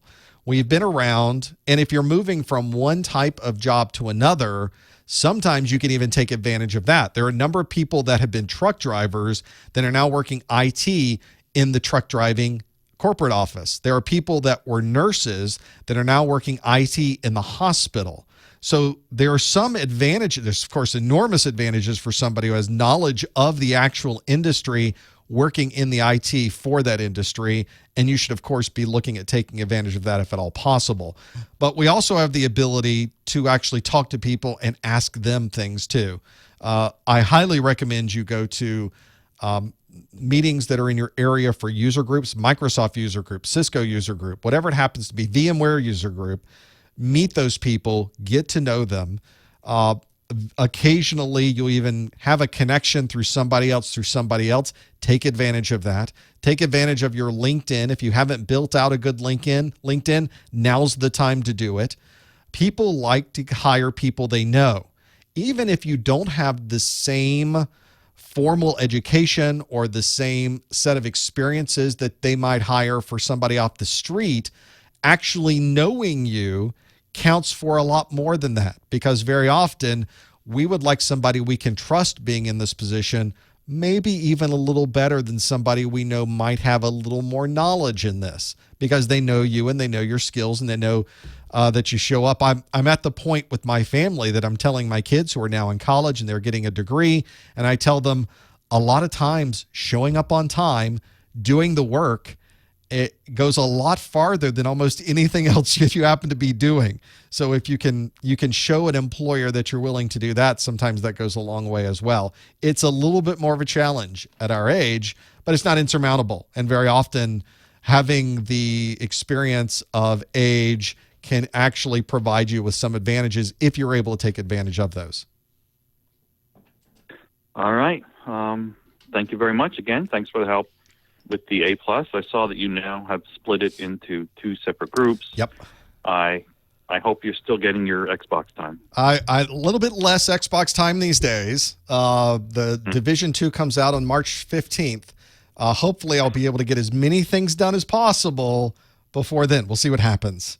I appreciate that. All right. Congratulations on your A+, and good luck. I think, by the way, just as an aside, even if your employer doesn't ask about Network Plus, I've said over and over, networking is the core of everything we do in IT. So if you're planning to do anything in IT, get as much networking knowledge as you can. Whether that's Network Plus or anything else, go that direction and you can't go wrong. Best of luck. All right. Thanks for your time. Thanks, Bernie. Right. That's a challenge. And boy, it's a big one when you get to be older in the industry. This is something we didn't have to worry about because when I started in the industry, there was really no internet. Not really no internet. There was no internet. There was no YouTube. There was no Facebook. There was no Twitter.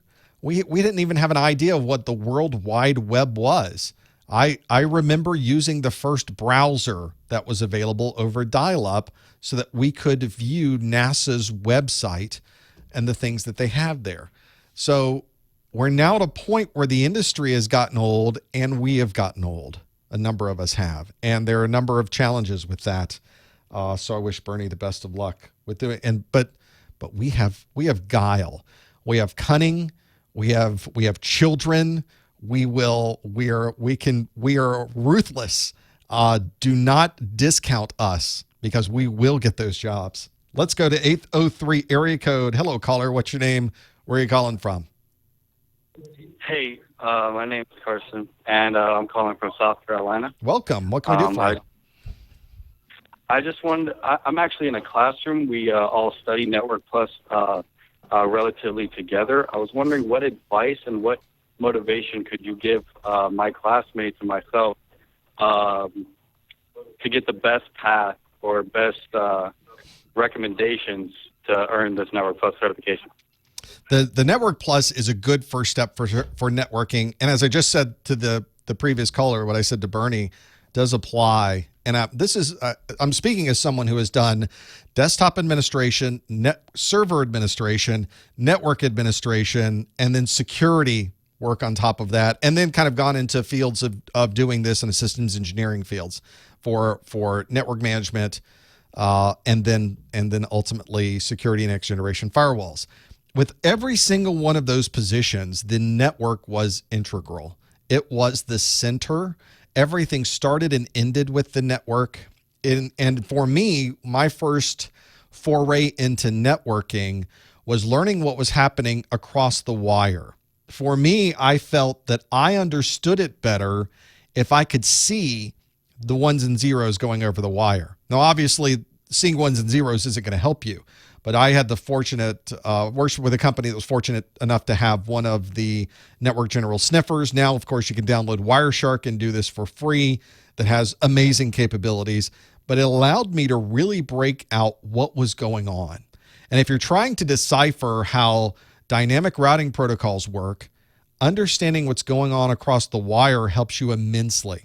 When somebody says, I am trying to figure out why this application is not performing well, the answer is in the protocol decodes. If you're trying to figure out what's happening when I connect to my wireless network and why am I not able to get the throughput I expect, it's in the protocols. It's in the packets going back and forth.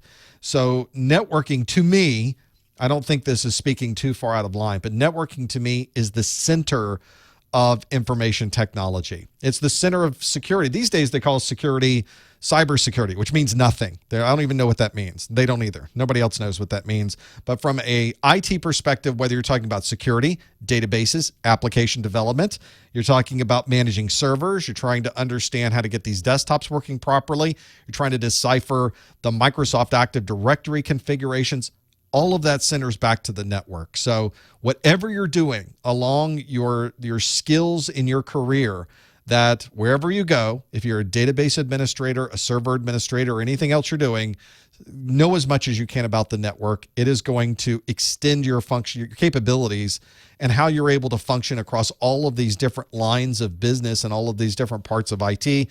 You'll find yourself being that person who really does start to understand how all of these things work together, and that can only make you more valuable as you extend your career in information technology. Thank you. I appreciate that.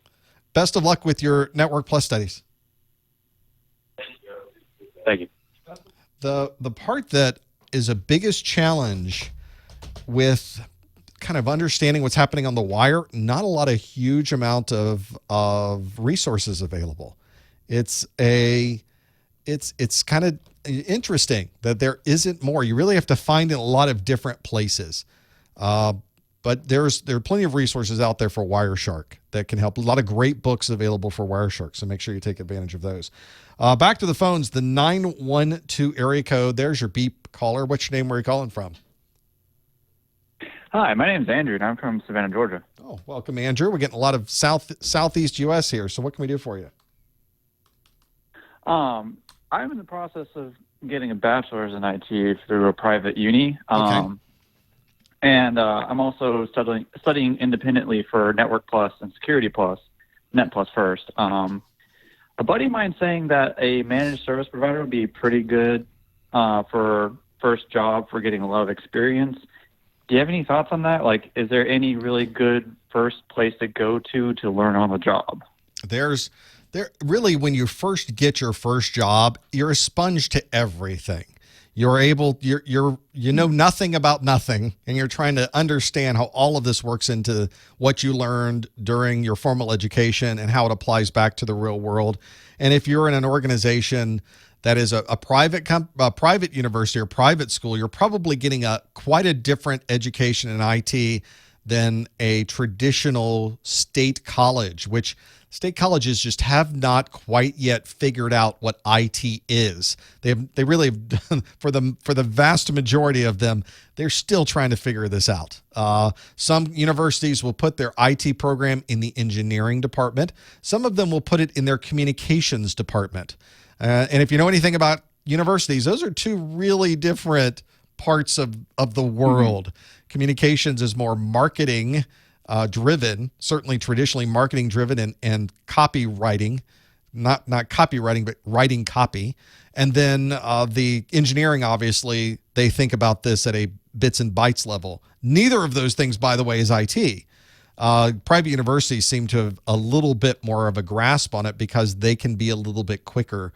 And when they're a private university, they have to give you what you need because they need your dollars. So there's more of a give and take there. Not that state universities don't want your dollars, because boy, they do too. Back to your question, before I get into a big diatribe about the challenges with finding good education with IT. But trying to figure out what to do once you get your degree is that first job is going to be all about grunt work, figuring it out, looking through manuals, not knowing what's going on, and saying, I don't know a lot. Ironically, saying I don't know should kind of be a mantra throughout your career. I ended my career after working for someone else after 25 plus years in the industry, working as a next generation systems engineer, but every day you were finding things you didn't know. I think if you're in a job with technology and you know everything, that you're probably in the wrong job. The only way to really improve with IT is to find a place you absolutely know nothing of what's going on and do that. Now, the advice you got about a managed service provider, pretty good advice, because one of the things about an MSP is that they cover an enormous broad scope of technologies. They are dealing with everything from virtualization to operating systems to security to networking to embedded systems. You know, they're not only making sure that companies are able to have their websites up and running and performing optimally, but they also, in some cases, are managing the time clock. Now, you're not going to be a lot of places where you have that huge, enormous scope of what's going on. So if you're someone who likes to jump in and know nothing about what's going on and be hit with the fire hose and try to drink from that, that's going to be a fantastic opportunity. Some people go into MSPs and they're overwhelmed. And if this is a situation where you get just really upset when you don't know what's happening and everything's happened at once, it's chaotic. It's like being in the restaurant at a busy time in the back where people are cooking, and that's not a place for you, then maybe an MSP would not be the right place. But if you're someone who's a sponge and you want to know more and you want to know in 3 to 5 years, where do I go next and how do I make sure that I'm going to have the skills to go to that next job, MSP is a great place to start. Okay, because I was not really sure about that because the entire chaos thing is something I'm semi-used to, having worked in first response prior jobs, but it was chaotic, but it was still a controlled chaos. So I wasn't sure if MSP was a great fit. One of the things about technology is you can't really speed things along. It goes as fast as it's going to go. And you can't really tell the computer to do something other than what it's going to do. When you have a certain type of input into the computer, it's going to give you exactly the same output every time. It doesn't change depending on what the humidity might be or the temperature or anything else. It's a pretty static configuration. So a lot with technology is all about time and motion. It's about having the right person putting together the right project plan and getting the right things done at the right time in the right way. Having a well-honed plan to install or upgrade and having a good back out, having all of these things, and you sit down to do it, you hit the start button, you follow your process, it goes all the way through, and everything works perfectly. That is a fantastic feeling, and it's one that you only get if you have somebody helping you with the project and the knowledge and being able to get to that point. And it's one at MSP you're going to do all the time. There's all kinds of different, very diverse tasks that you will be asked to do at an MSP. Some that are completely within the scope of a contract, some that probably aren't. But that's one of the challenges with an MSP is there's always a balancing act between what the customer's contracted for and what the customer would like. And sometimes that can be a challenge. One of the things that a very smart person I worked with a long time ago told me is that there's always going to be politics in any business. There's always going to be chaos. There's always going to be these crazy things going on. The difference is how you react to it. This can either be something that causes you a problem or you're able to work with it because the situation itself is always going to be there. Spending time on yourself and figuring out how you can react to it better is always a better way to go than having to suddenly be in a position where now you're having to fight with yourself over the things going on around you. You never want to be in that position. So anywhere you go, any first job you get is going to be a challenge. You're not going to know what's going on. Don't worry about it. We're all there. everybody in technology only halfway knows all of the stuff that's going on anyway. That's why we rely on each other so much. Just keep asking questions, keep doing the projects, keep moving forward, keep learning things. And if you're ever in a position where you don't feel like you're learning anything, that's your clue that you should be moving to the next job in your career. Hopefully that will help. That helps a lot. Thank you, sir. Thanks for calling, Andrew. Yep. Have a good one. You too. That's always the challenge. Let's go to the phone calls. Thanks for holding for so long from the 614 area code. What's your name? Where are you calling from? Hey, my name is Josh. I'm from Columbus, Ohio. Hey, Josh. Thanks for calling. Hey, thanks. I actually called in last month, too, with a couple of questions. So I pretty much know nothing about IT minus the past year. I've been studying for the Network Plus. Networking always kind of interested me, so I kind of took that as a first step. I'm preparing to take the test at the end of this month, and I'm kind of confused. You kind of answered the question before, but whether I should go for the CCNA next and stay for that networking path, or should I backtrack to the A plus to kind of get more of a base understanding of computer hardware? It's a challenging question because I come from a different perspective as well. I really got into networking first off. I got into actual doing operating systems at the very beginning, working with desktop administration, making sure systems were running, making sure applications were working properly on the desktop. But as soon as I saw that you could look into what a network was doing, things changed for me. Something clicked in my head, a light bulb went off, whatever you would like to say. There was a light that suddenly said, this is really interesting to me. I need to know as much as I can about what's going on over that wire. And that's when I decided if I focus on that, I can kind of decide where I'm going to go now based on this knowledge that I have.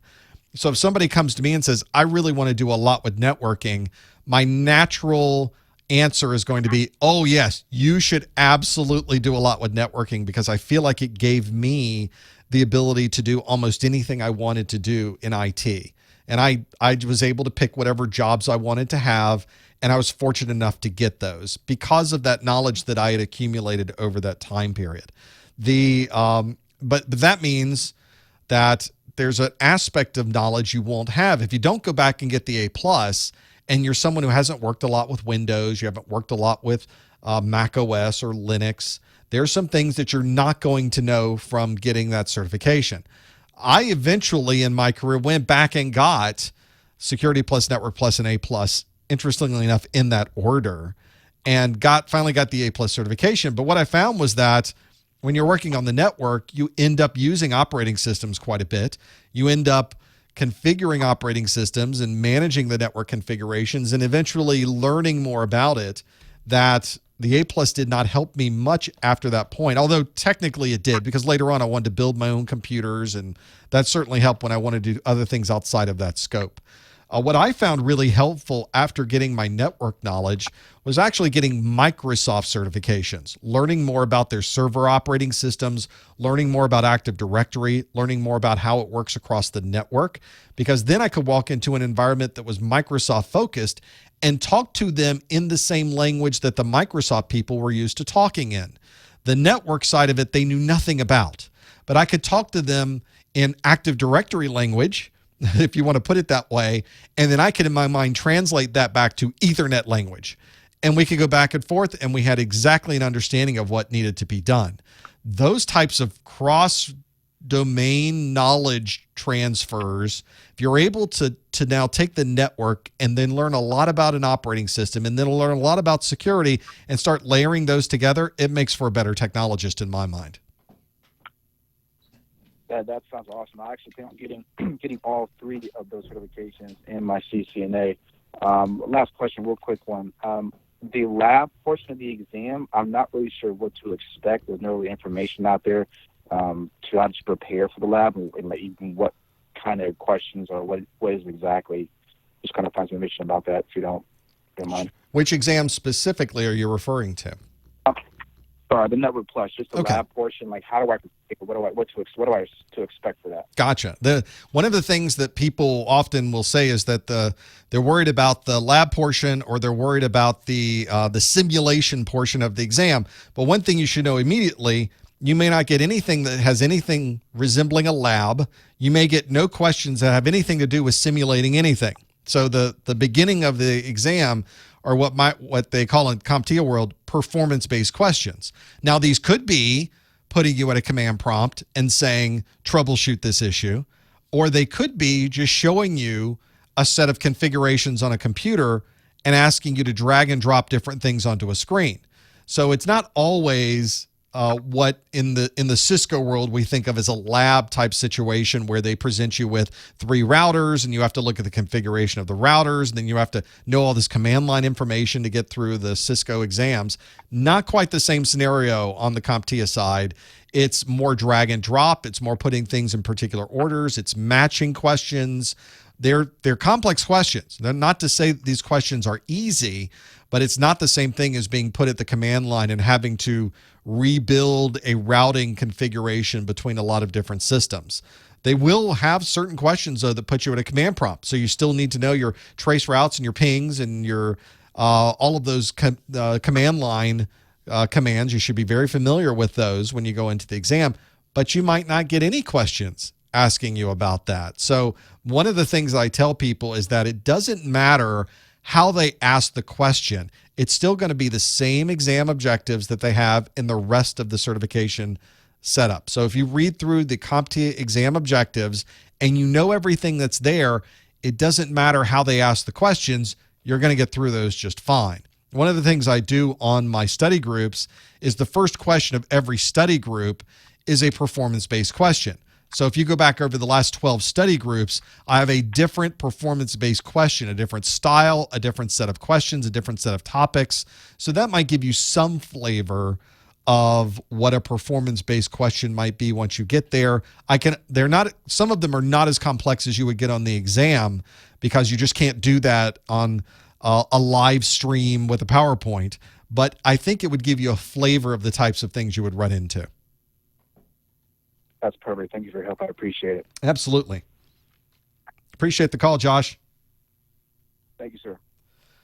That's you just never know. You don't know till you get in the exam, and then you're having to figure out, what am I going to be faced with when I hit these things? CompTIA does have a video on the CompTIA exam experience on their YouTube channel that might help a little bit. They go through a number of different question types. It's a very simplistic version of it. Some of the questions on the exam are pretty complex on the performance-based questions, but they can give you at least an idea of what you would run into. Back to the phone lines, the 405 area code. Hello, caller. Thank you for calling. What's your name? Where are you calling from? Hey, Professor Messer. My name is Chris from Oklahoma. Hello, Chris. What can we do for you? Oh, I'm calling. I just passed my 220-902 Nice. Earlier this week with an 845, so I'm finally A+ certified. Nice. I'm diving right into the Network Plus. Okay. Why stop? Yeah, right. I already have your printed version of your N10-007 course notes. Thank you. And I'm waiting on a couple of books that I'm going to be trying out. But there's one book that I'm particularly interested in, but I don't know if I'm going to be able to get. So that's my question for you. I know you don't have any affiliation with them anymore, but is there any way to get the N10-007 course book from GTS Learning? Oh, I have no idea. To answer your question, I mentioned earlier another call, you'll be saying, I don't know a lot. And the answer to that is, I don't know. Part of the challenge, for those of you that are not familiar, I had a very close business relationship with GTS Learning through the years, the last few years. Fantastic people, bright people. I enjoyed working with them. They were good people, as we say here in the South. They were good folks. And earlier in 2018, so last year, about this time, CompTIA decided to purchase GTS Learning. And CompTIA, since that time, as you have probably seen on their site, they're selling a lot more training materials now. They didn't used to sell any. Now they sell a lot. And they've sort of shifted what they want to provide to end users as well, that's fine. That's fantastic. But GTS Learning as a company went away. They just completely enveloped all of their products, and they bought a number of other companies as well and brought all those companies in now. And the books that they're selling, I don't know if those are GTS Learning books or not anymore on the CompTIA side. If I were you, And in your position, I would probably be eBaying that a bit or asking questions out on the CompTIA subreddit. I think those would be two good places to go to ask people if they've already taken their N10-007, because it's been out a year now. If they're done with their books, hey, would you be willing to sell them? Let me know if anybody has some for sale. I think that's where I would go, because the books they had, I don't think they exist in any form any longer. I might be wrong with that, but I don't suspect that those books are the same. Maybe they are. Maybe they just slapped a different cover on them, but I have no idea, and I don't have any way to get information about that. Maybe somebody else will know over on the CompTIA side. It might be worth lobbing a question into their customer service. Maybe they know as well. Okay. Well, I really appreciate your advice and everything you do. Thank you very much. Thanks, Chris. That's a tough one. I hate that, things change. Things are always going to change. There's it's how you deal with it that makes the difference. I just don't know what happened with all those things. Yes, CompTIA does have some of their stuff. I just don't know where things are with the CompTIA books. Maybe they have some still under the GTS Learning name that they're still selling. Maybe on the back side. Maybe you can find that. Maybe some nifty Google searching can help you find that. Caller, thanks for holding for so long from 347. What's your name? Where are you calling from? Hey, Professor. It's Richard, formerly from New York, but I live in Tampa now. Like everybody else from Tampa. Richard, welcome to Florida. Basically. Thanks for calling. So my question is, I'm a sales administrator for a restaurant group. So I have some basic networking skills, basic computer skills. I would like to know how long you think it would take to get to a level where I could pass the Network Plus, or at least feel confident enough. I'm just at the very beginning phases. I know there's a lot of terminology to memorize. So in your opinion, how long do you think I would need to study before taking the exam? It's a very common question. It's one that I don't have a very good answer for, because every single person has a different background. They have a different perspective. You've given me a little bit of yours, so at least I have some context to apply to give you at least some educated response to this. But there's no single answer. I've had some people come to my site that have a lot of background in the industry, or at least some background in the industry. They will study hard for a week and they'll go take and pass their exam because they're just that kind of person.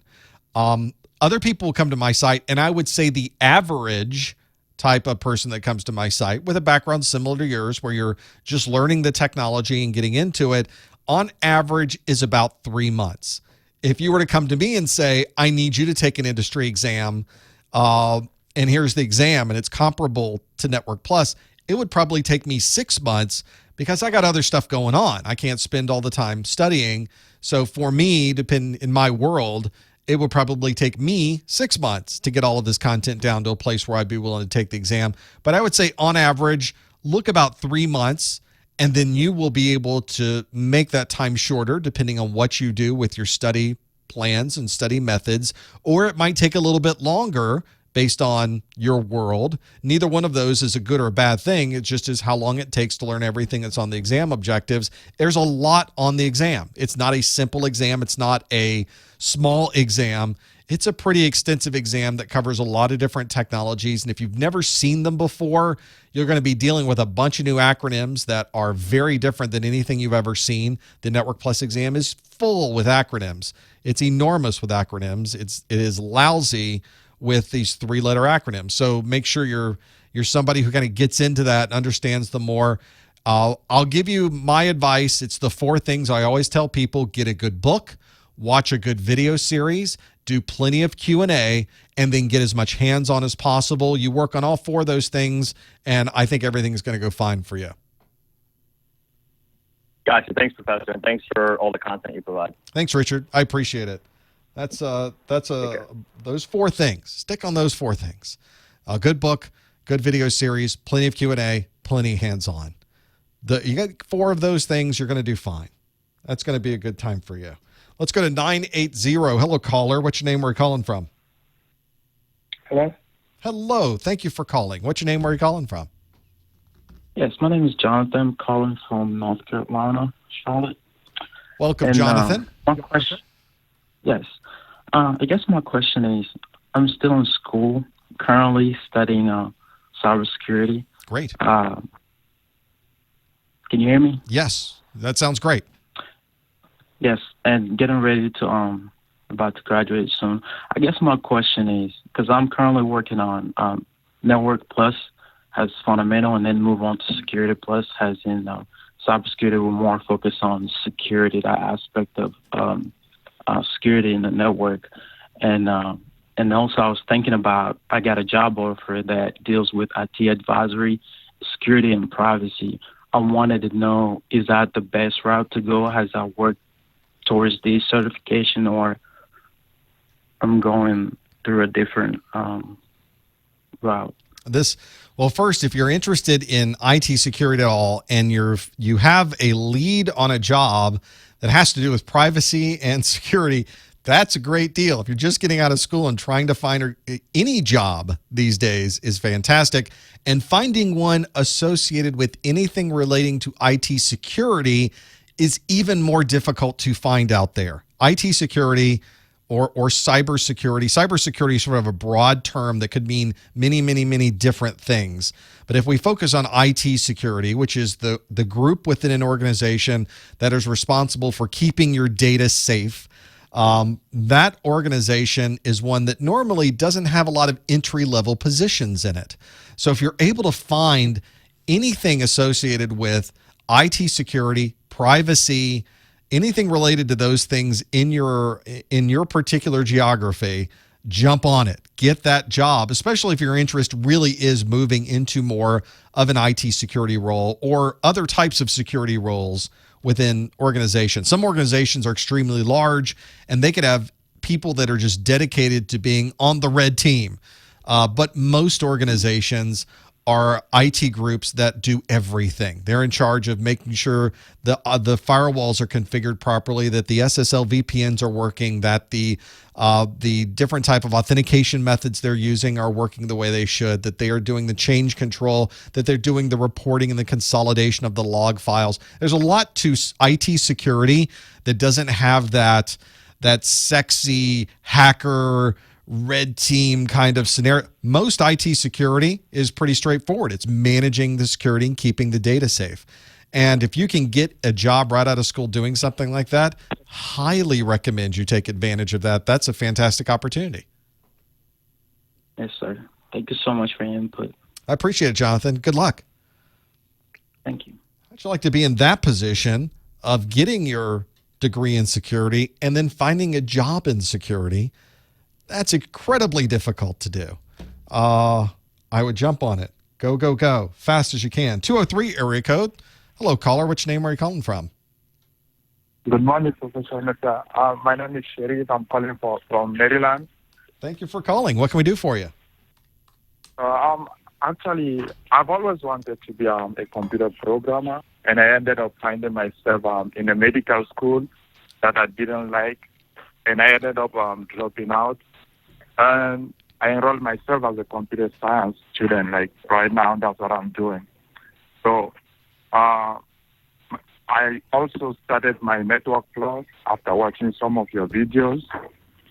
And I was wondering if I could have some advice on how to pass the Network Plus certification, and also how can I end up doing what I want to do, which is computer programming, since I'm doing Network Plus right now.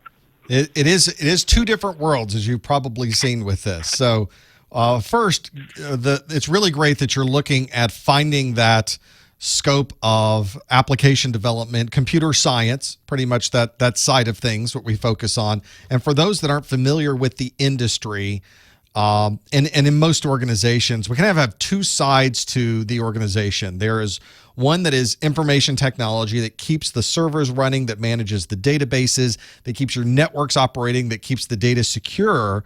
And then in many organizations, there is an application development, computer science, programming side that's actually creating the software that the organization is using. Those two sides are generally separated. There's been a push lately to kind of crunch them together a little bit. It is a completely illogical push that can't possibly work, but we're trying it anyway. We're going to see how this goes.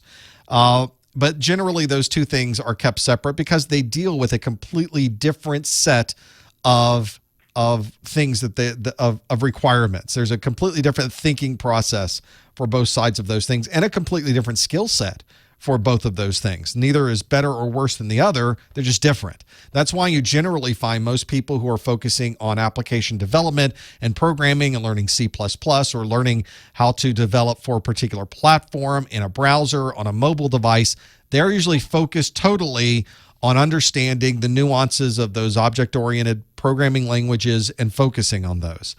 When you start moving over into the IT side of things and you see network or network plus, A plus, security plus, there's practically no aspect of programming or application development associated with that. I wish there were more people who did programming who understood more about the network, because those of us that have to manage the network have seen plenty of programs that don't really use the network very efficiently. And with just making a few minor changes or understanding the underlying technology, you could create applications that work much better across those particular platforms. So your question was more along the lines of how do I learn this stuff, especially if you're focusing on programming? Well, you should know that if you work towards getting your Network Plus certification by getting a good book, watching the videos, getting plenty of Q&A, and doing your hands-on, and you earn that certification, it really doesn't have much of an impact over on the application development side. People that do programming generally don't look to the CompTIA certifications as providing much value, because they're really more interested on your skills with a particular programming language or a particular style of programming and what you can do with it. There's certainly things with programming that they expect you to be able to do. You'll go into an interview, they want you to do a particular type of sorting in a particular language, Go. Well, we don't have that on Network Plus. We don't learn that with Security Plus. We don't learn that with A Plus. But I think a wide scope of knowledge in technology in general is going to help you. And as I mentioned, the more you know about networking, the more you're going to be able to understand what's happening over the network, regardless of what you do with technology. So I can give you my perspective of here's what will help you on Network Plus, but I really struggle to be able to tell you how that Network Plus is going to synchronize back to your programming side, because there's not a huge number of hooks there, if that makes sense. Yeah, it completely makes sense. So my concern was I was just trying to, because right now I'm studying for my Network Plus. I'm going to school and I have to do 2 jobs in order to survive. So it's kind of tough for me. So I was trying to get the Network Plus. If I could get a job with that way I can focus now better on learning how to program and all those stuff. So I was wondering if I can easily find a job with the Network Plus, or you advise me to get all the CompTIA certifications before I start looking for a job or something like that, or what certification can I add on the Network Plus in order to have that job that can allow me to have more time to study for computer programming that I want to do right now. Sure. And that's the real challenge. Just know that if you start working along the lines of A plus, Network plus, Security plus, that it doesn't have a direct correlation back to the programming side, but you seem to have an understanding of that. What I would recommend you do is, and this is, I can't give you a specific answer because it's different depending on the geography that you're in. In some places in the country, having A plus, Network plus, and Security plus are incredibly important, and you can't get a job in a help desk unless you have these 3 certifications. In other parts of the country, they just want somebody with an A plus certification who knows the basics of technology to come in and sit on the help desk and be able to take calls and direct them to the right people. And then they'll train you as you go to learn more of this. Network Plus doesn't tend to be as highly sought after on those entry-level positions as A Plus is. We see a lot more people asking for A Plus than we see asking for Network Plus. We see a lot more people asking for Network Plus than ask for Security Plus. So for those entry-level positions, it tends to be more A Plus focused. But again, that's going to depend on your geography. So I recommend it's research time. Open a spreadsheet, pull open all of those sites that have the jobs in your area. Look through the Monsters, the Career Builders, the Dice.coms. Go out and look to see what people are asking for on LinkedIn. Find out the jobs in your area for entry-level IT and find out what they're asking for. Some of them may say, we'll take whatever knowledge you have. Some of them may say we want A+ as a minimum. Some may say we want A+, Network Plus, and Security Plus. But there's no way for me to know, not knowing the details of your particular area. And this may be a good opportunity, by the way, to start meeting people in your area. This may be a great opportunity to go to a Microsoft user group meeting, find out what people are hiring for just by asking them. They're at the meeting. Hey, I'm looking to get started. Do you have a help desk? What type of programming do you guys have on site? Do you do your own development? Who do you work with? Who can I talk to? Can I send you a resume? Can I get on your LinkedIn? Those are also good strategies, and I recommend that you do more than one thing. It's more than just finding the jobs and sending in resumes. There's some really important work that you could do meeting people, because ultimately I think that's probably one of the most important things you can do. All right. Thank you so much. I really appreciate it. Absolutely. I appreciate the call. Best of luck. That's a good problem to have, though, is you've got now all this knowledge you're accumulating. Now, how can I use it? It's better than starting at the bottom, for sure. Let's go to 541. Hello, caller. What's your name? Where are you calling from? Oops, I gotta hit the button. There we go. Now you hear the beep. What's your name? Where are you calling from? Hi, Professor. This is Paul. I'm from Springfield, Oregon. Welcome. What can we do for you, Paul? Well, I've got my Net Plus, thanks to you, Nice. and I've got my ICND1. Wow. I have almost 3 years worth of field work as a 1099. Yep. My question is two parts.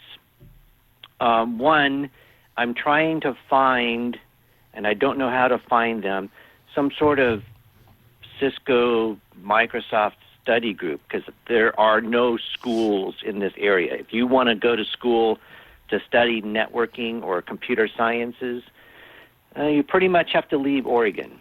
Gotcha. You have to go to Arizona, Utah, or something. So there's no, you can't take and go down and take a boot camp. There are no boot camps in this state. Probably Beaverton is your closest area, but by then you're already down to California. Yeah, and Beaverton is 2 hours from here, where I'm at. Yeah, it's a big state. So how do I find a study group or something? And the other is, I don't know of anybody who uses LinkedIn who can help me figure out how to set LinkedIn up correctly. You're now asking I'm for a lot. With trying to find people to help me get connected. And that's, I think, one of the most important things you can do. I say it over and over and over again, and that's because it is. One of the things that people will do to find resources for, especially for Cisco, but this sort of applies across the board, is that there's a very big growing community of people online that are studying for these exams that have found some very unique ways to do it, because a lot of people are in the same situation you are, is that they're not in a big geographical area for this type of thing. I mentioned I grew up in an area of Florida where the county I lived in did not have a red, yellow, green street light, and still does not to this day. It's a very rural area. So how does somebody in that area find a way to learn these technologies? Now, fortunately, the internet's here, and that helps a lot.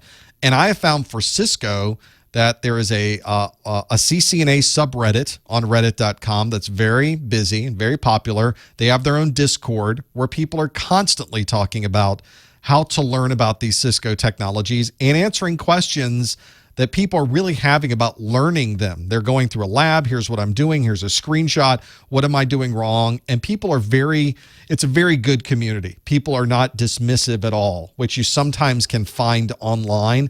But this one is a very good community for that. CompTIA also has a very good community on Reddit, on our CompTIA. And both of those have a very good Discord. So if you're not familiar at all with Discord, now's the time to do it.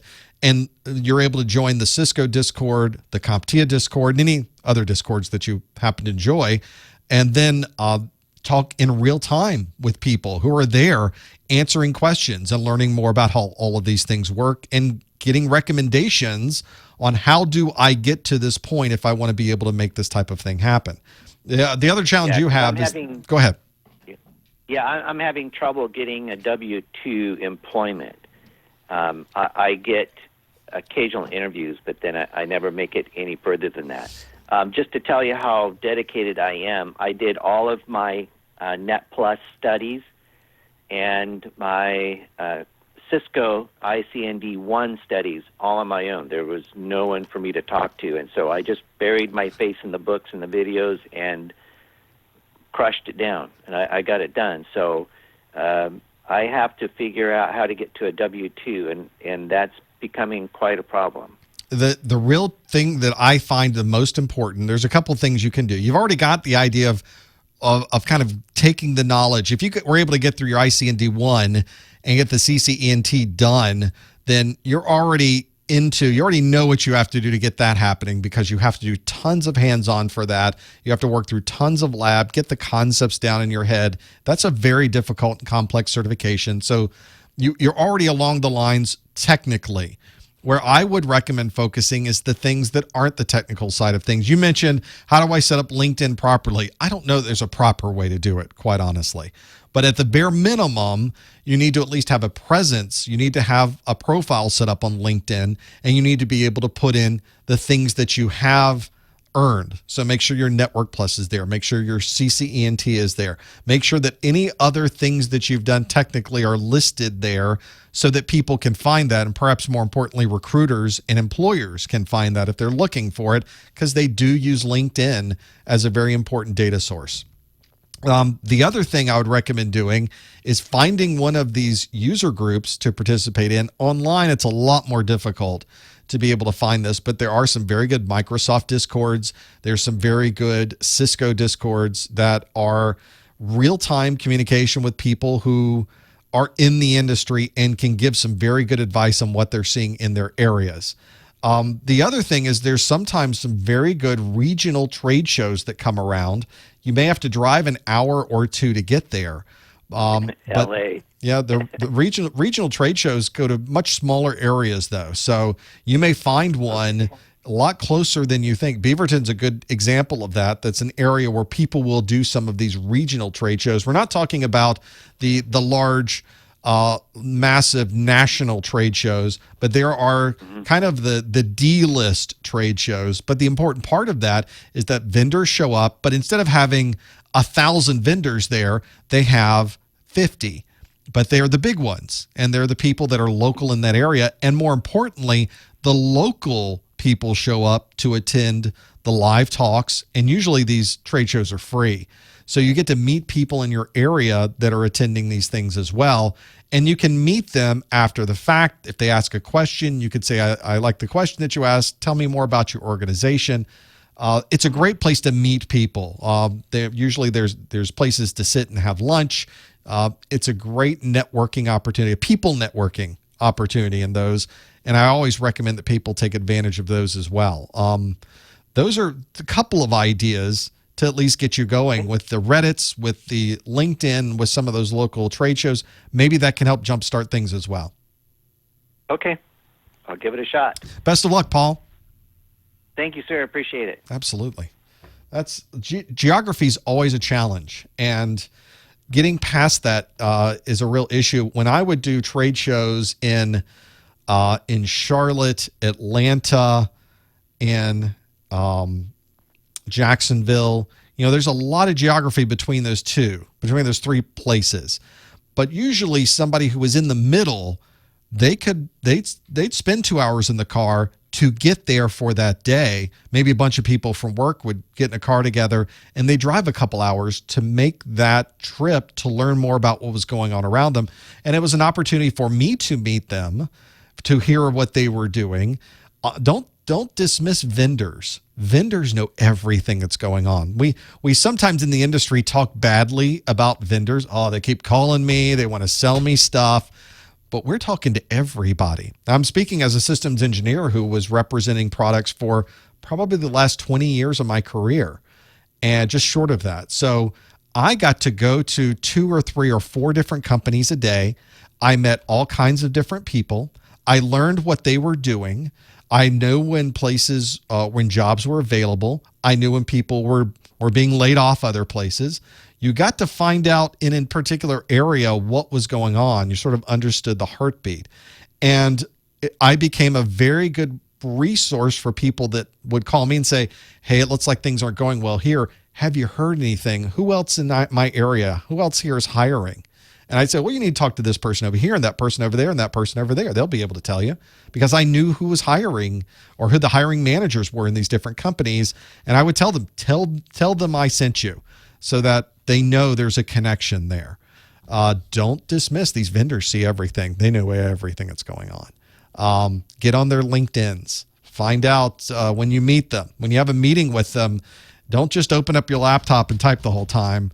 You know, the person who's sitting across from you is a very good resource for technology and for career in your area. That can be a very handy thing to know about when you're working through those. We'll talk also about for this people in the chat room saying you need to be selective who you connect with for LinkedIn. Well, I would say that generally you should probably be selective with who you LinkedIn. My LinkedIn is I only link in with people that I personally have worked with.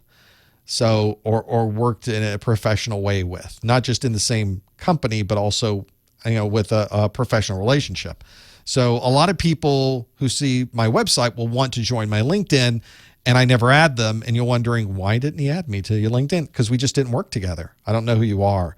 So quality LinkedIn is one where it's not a popularity contest. You're trying to make sure you have business relationships there. That's one of the best things you can do to be able to work through all of that. Back to the phone lines. Thanks for holding 864. What's your name? Where are you calling from? This is Michael.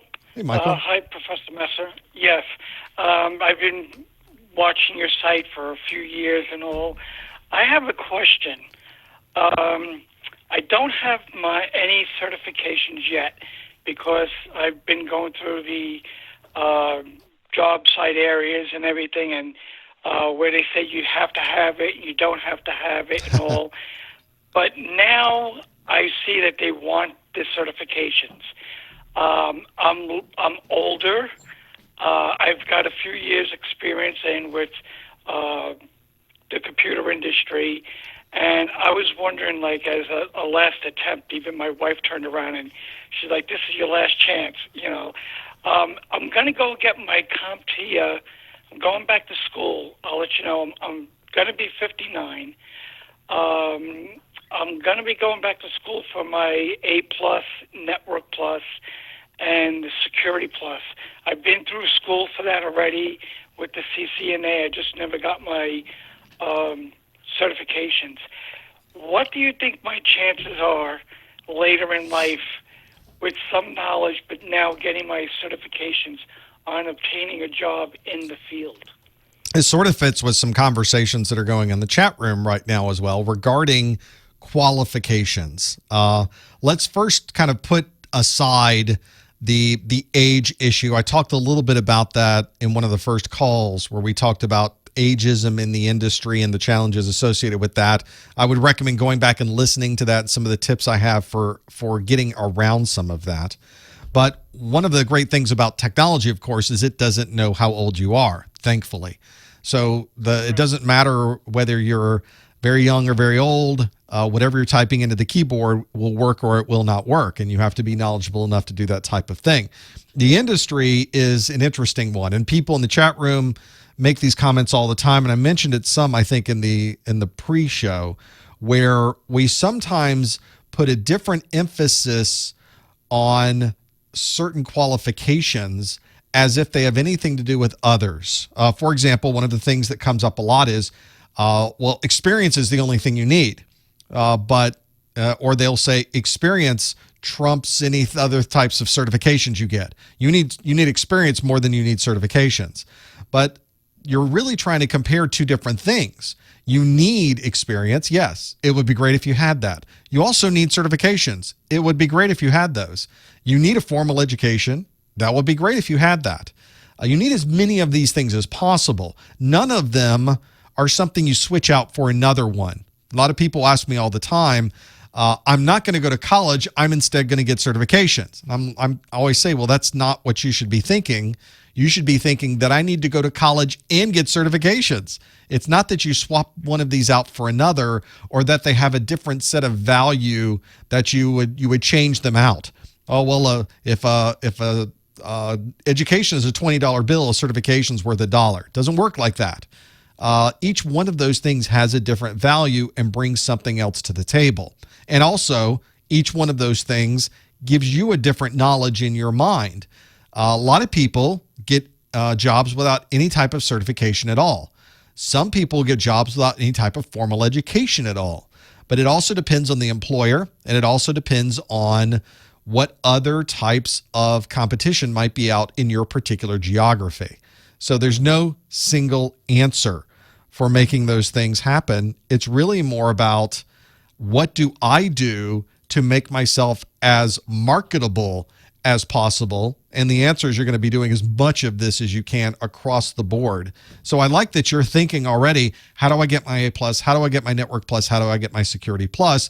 But at our age, you also have to be thinking about, do I know somebody who's hiring for these types of requirements? Have I met somebody in the industry? Do I know people at an organization?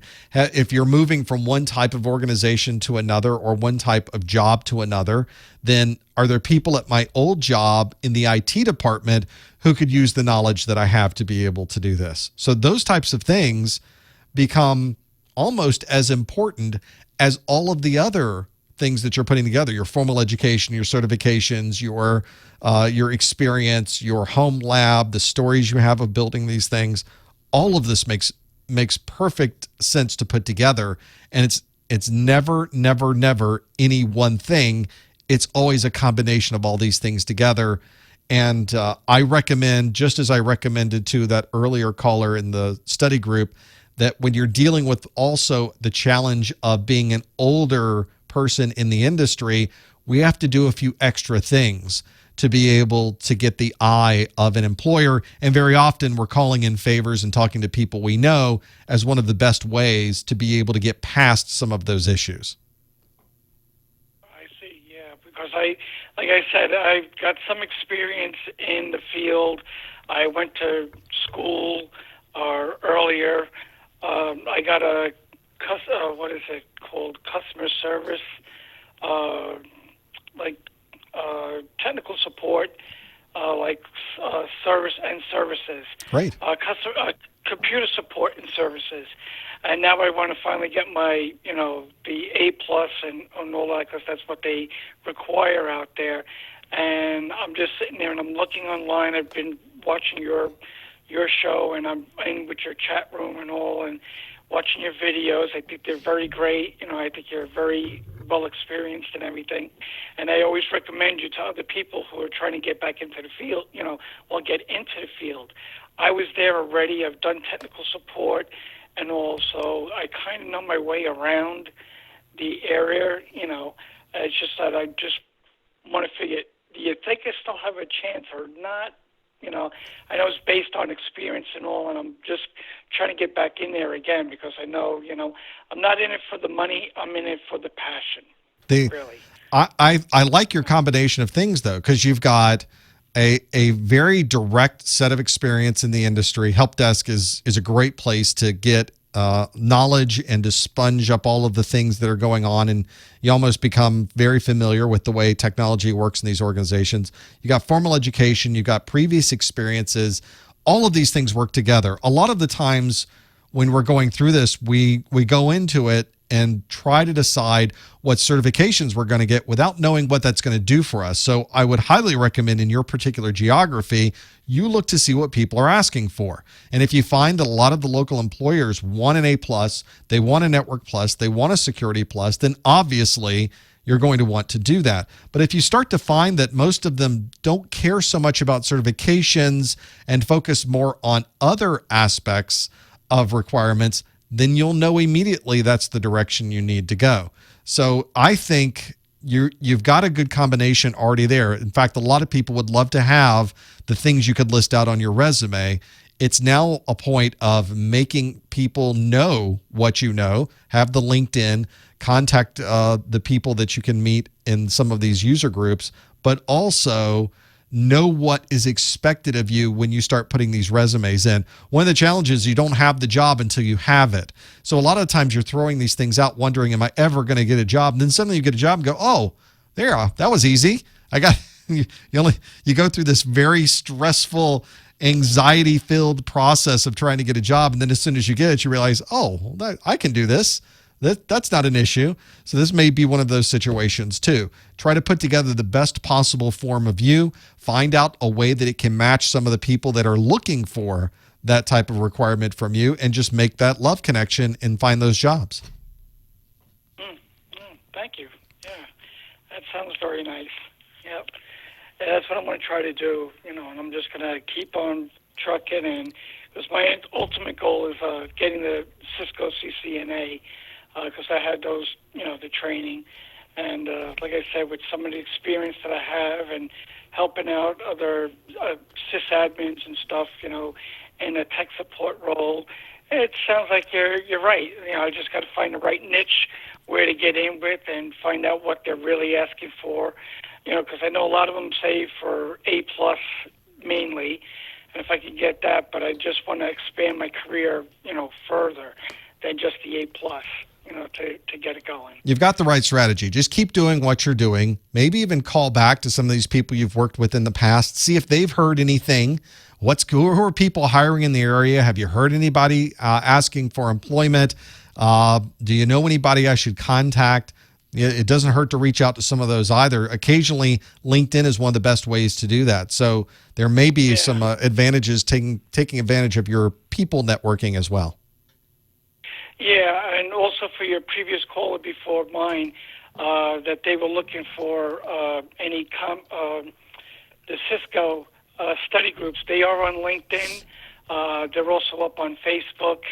If they want, and I think they even have some on YouTube or whatever, the groups that they can go into and do the studying and, find people out that way. Because I know I used it, and I got, I know you for years now. I've been studying with, and then there's a couple other people online that are very good, and they're out there. All it is just got to put in, either A+ training, CompTIA training, or Cisco, and they'll pop up, Cisco training. That's the way to do it. Just keep doing what you're doing. Eventually, all of these things are going to work out. Yeah, I hope so. It will. Yeah. I appreciate the call, Michael. You too. Thank you. Bye-bye. That's the constant challenge, is we never have that job until we have it. And we're always wondering, am I going to get the job? Is this going to? And then all of a sudden a day happens and your life changes. It's one way to look at it. Let's go to 757. Hi, caller. What's your name? Where are you calling from? Hi, I'm Tanner. I'm calling from Virginia, and I'm 14. Welcome. Last year I used your videos and your course notes for the A+, and I got that. And now I'm interning at a computer repair shop. Wow. And I'm also juggling with, I'm a homeschooled freshman in high school. So I guess my question is, my ultimate goal is to get into cybersecurity, because I do find a love for security and helping other people. And I was wondering do you think generally do you need college for cybersecurity? Do we need any one thing in technology? This is sort of the problem that the industry in general is struggling with, is how do we train people for a job that appears to be very technical? It is a job that is almost the technical side of being a plumber. It's a very technical type position that doesn't deal a lot with the fine arts. We don't have to know about history. There's not a real emphasis in understanding physics or calculus. It is a job that is one that, if you almost focused completely on the technical side of things, you would have all of the knowledge you needed to be able to do that job exceptionally well. But in our in our world of education, in the culture of education we have in the United States and elsewhere around the world, there is a bonus to some people to having a well-rounded set of knowledge, having that humanities background, understanding music, understanding history, getting a foundation in some of these mathematics and other technologies becomes somewhat attractive to employers. And certainly employers like you to have a formal education if you plan on moving up within management within a company, which is not for IT people, not the only path, by the way. So there's no good answer, unfortunately, that I can give to you to say, oh yeah, college education is a must-have, because in some cases it is a must-have, but in other cases it is not. And I worked with someone who was an incredibly accomplished salesperson who was making a lot of money in his career, made a lot of money in his career, and continues to do so in an entrepreneurial field that did not have a college degree. But he was as smart and so I would say smarter than a number of people that I knew that did have college degrees. So you get into those situations where we all hear the stories that Bill Gates, he didn't have a college degree, the richest man in the world. But you also have to think about the practical side of things, that some employers prefer that you have this formal education because they think it means more than just someone who is technically knowledgeable in this. Are they right or are they wrong? I don't have an answer for that. But I do know that if you're looking to get knowledge to move you towards a technical IT job, like one dealing with IT security, you're not going to get a lot of that at a formal 4-year state college. They haven't quite caught on to what that is yet. They don't understand that there's a whole Cisco world, and a whole Microsoft world, and a whole Amazon Web Services world out there yet. They don't move that fast. And so you have to go into the formal education knowing that you're really just trying to get a broad understanding of education and how it fits into this part of the world. Now, if you're going to go get a law degree, you're going to go get a medical degree, that's different. Those schools really do a good job at providing that. But if you're going to get IT knowledge, the formal 4-year degree is not exactly where you're going to be getting that. Just expect that if you need to get that type of education, that's not necessarily going to correlate back directly into an IT security role. I recommend, especially with IT security, you get the strongest foundation you can in networking, that you understand routing, switching, protocols, how they all interact together, how you build them up into and design enterprise networks, that you understand how all of these things work. Only at that point can you really do a good job with IT security, because so much of it relies on that knowledge of networking. IT security isn't something people generally step into right out of college or right out of school or as their first job. It's unusual to find a first job that has anything to do with IT security, but you usually work there, and usually the path is through networking. It just depends on the environment you find and what people are doing. Yeah. So, and I agree with you, how the education system is and all of that. And I'm doing, I'm getting high school credits and doing all that jive. Yep. But I'm also working for the Network Plus too, and I think I'm on domain 4 on your videos. Good. And I love them. But do you think the Network Plus and the Security Plus would be a good approach, or should I go on to Network Plus and maybe go for the ICND 1? I think networking is the center point, is the foundation for everything you do in security, because it is.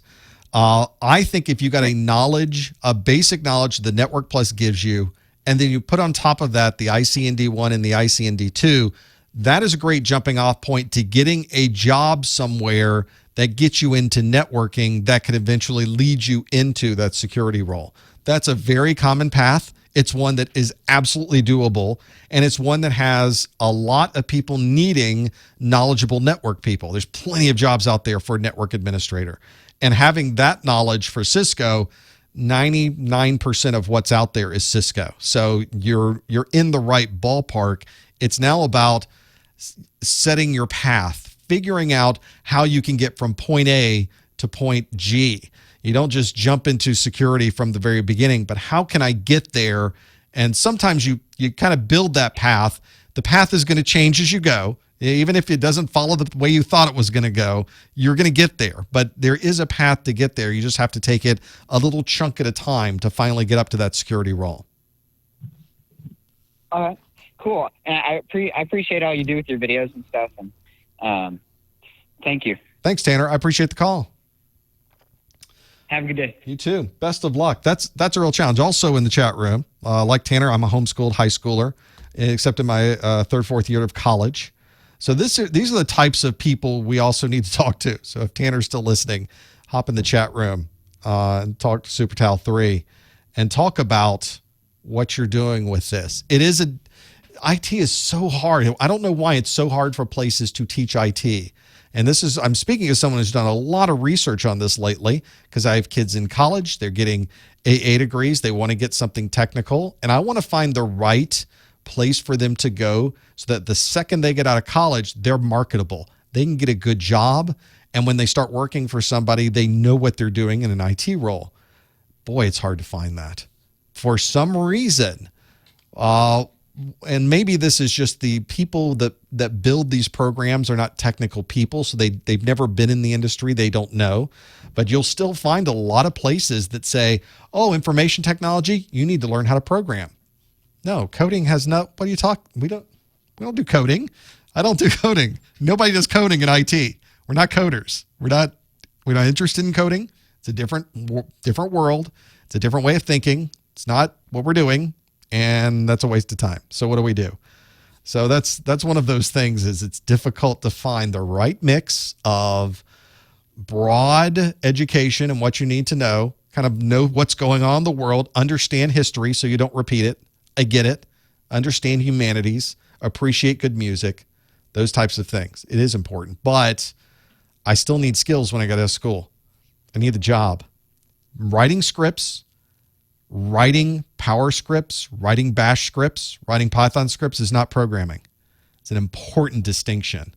It's an incredibly important distinction. Not programming. It has nothing to do with programming. So that's an important consideration. Just something to think about. And we could talk for hours about this. Poor Mrs. Professor Messer has to hear me rant whenever I hear yet another someone in politics, and this happens across the board. Doesn't matter what side of the aisle they're on. Talk about we're bringing technology to the schools, more coding. Oh, no, stop it. Stop what you're doing. She puts up with so much. Trust me. To the 267. Hello, caller. What's your name? Where are you calling from? Hi, Professor Maxi. I'm Mohammed from Philadelphia. I've actually been listening to the show. Welcome. For a while, and I'm actually being impressed. And this show was also recommended by somebody at my job site when I talk about I want to develop a career in IT. And then the person actually recommend Professor Maxi, and I very appreciate and I feel inspired on your show. Thank you, but sir. This is a question that I have. Sure. Yeah, this is a question that I have. I'm a high school graduate, and then I got a technical knowledge on the fields when it comes to troubleshooting and other and installation of system operating systems. But I don't actually have a certificate to back it up. So how do you think I can be attracted to an employer? And my second question will also be, how do you think somebody how do you think what's the best way to follow to build a career, getting is certificate, going to a certificate program, or getting a degree before going on a career field?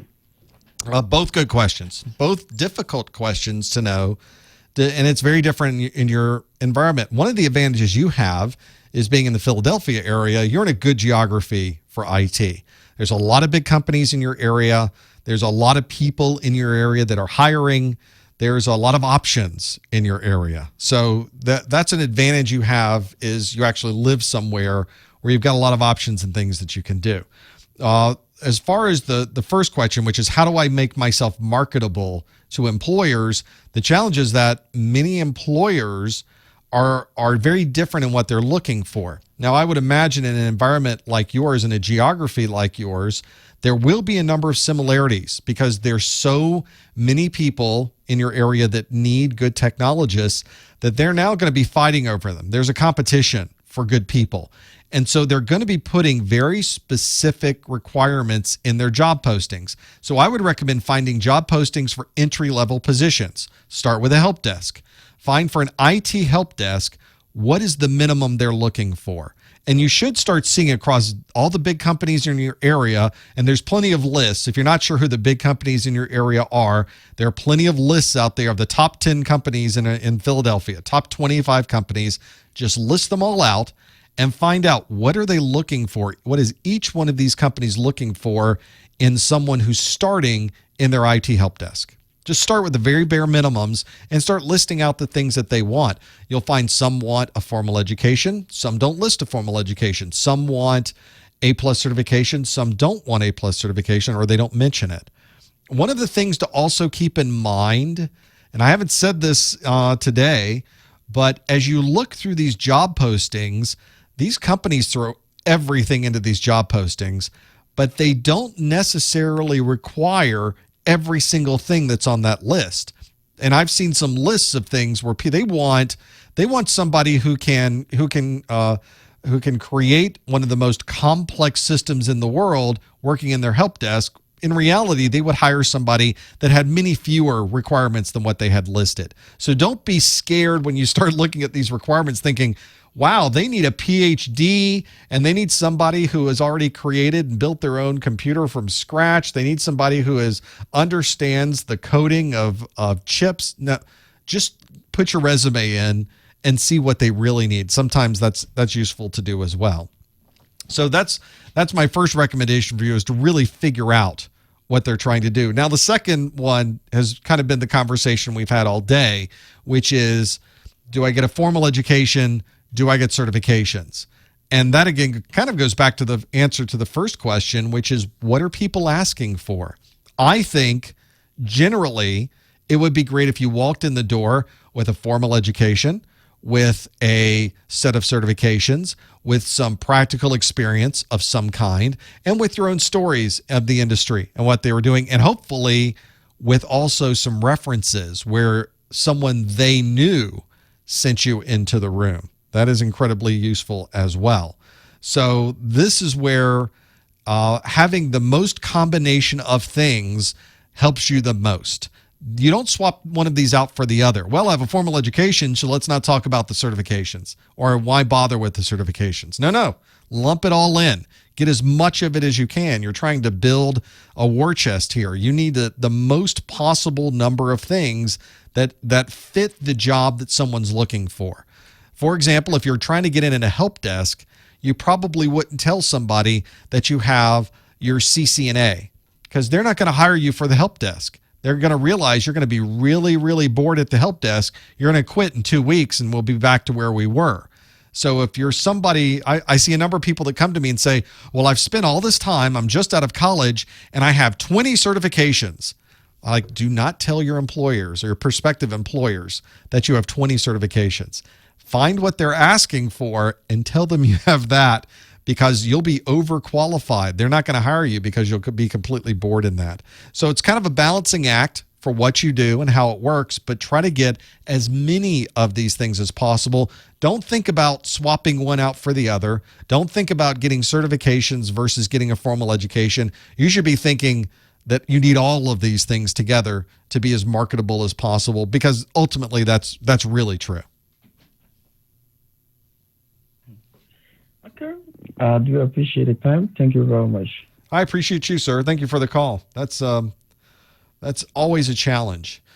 It's a lot of research trying to figure all these things out, but ultimately these things are going to work for you, because when you go in to talk to an employer and say, well, I spent some time on your website, I started looking at what you were looking for. It seemed like you were looking for somebody with this type of knowledge and this type of education. Here's the things that I bring to the table. How do you think that fits up? How do you think that matches? Do you think we're a good fit?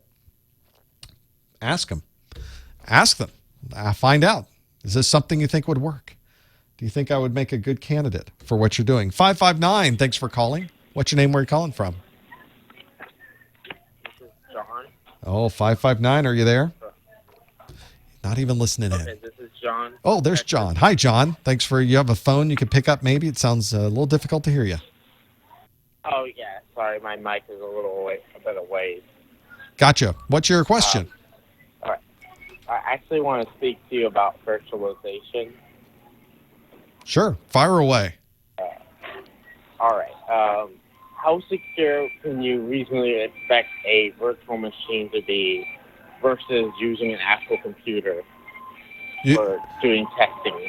Versus using what kind of computer? A physical machine, a host machine. Okay.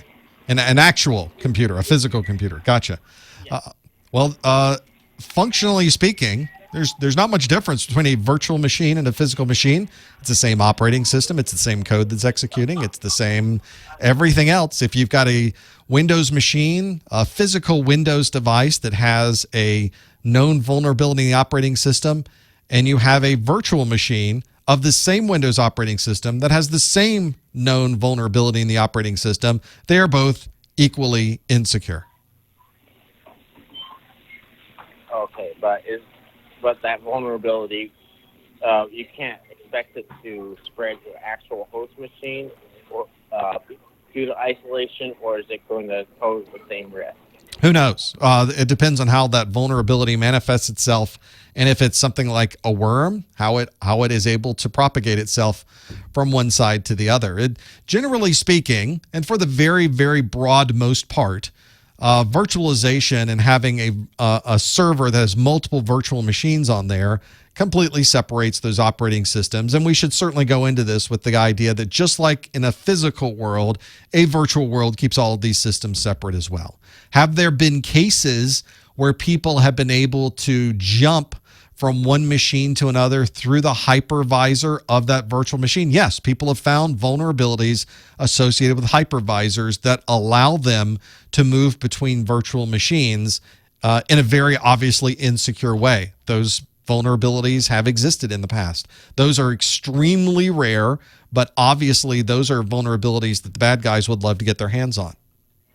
Okay, but would you say something like Parallel for the Mac or VMware workstations are going to be good for the most part, what you want to do? Running something in a virtual world doesn't provide any enhanced or additional relatively speaking, no additional security over having a physical machine. There's nothing dramatically different about running in the virtual world that somehow imparts an additional level of security that you didn't already have before. If you want to look at it this way, a virtual machine is just as insecure as a physical device. Okay, but you know the concept of snapshot, so somehow it would get compromised. Would you say that a snapshot would at least partially uncompromise that machine? I would say from a virtualization perspective, and we could do a what if all day of what if the snapshot got compromised. Well, yeah, that would make the snapshot something that would be less secure. Yes, that probably is true.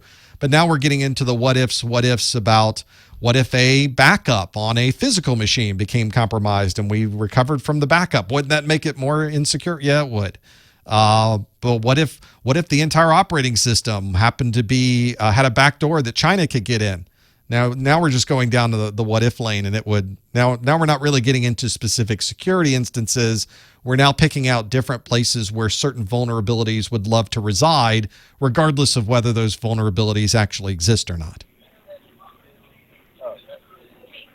It makes a perfectly good vector for someone who will want to take advantage of it. Is it possible? Yes. Is it something we've seen? Really not much of one, no. But if you were able to create a vulnerability that got into that, yeah, that would make it pretty insecure. Absolutely. And I only ask because I wanted to use that for, those textbook scammers that say, I'm from Microsoft. I noticed there's a problem with the computer. You basically use the virtual virtualization to waste their time and basically keep myself safe without risking my actual machine. I think Snapshot's a great way to do that. I think you're right in building that virtualization. It's certainly built into the Windows operating system to even run in a virtual environment from the kernel. And having snapshots there are another good way. But of course, you, like we just said, you have to make sure the snapshots stay secure along with everything else. But now we get into the situation, and when you start peeling back the onion of security, this is where it starts getting crazy, is that there's no possible way that any of us are able to definitively 100% be completely safe or feel completely safe about all of the software that we're running on our systems, because we have no way to know if they are secure or insecure ultimately. It really starts, you start now getting into this weird world where you trust nothing on your computer. And that's why you'll have a number of people that use these older operating systems. They use these older browsers. They never upgrade to what's newest because they feel like the older systems are ones that people have worked on longer. There's been more security patches to these systems. They're not as large of a vector because not many people are running these operating systems.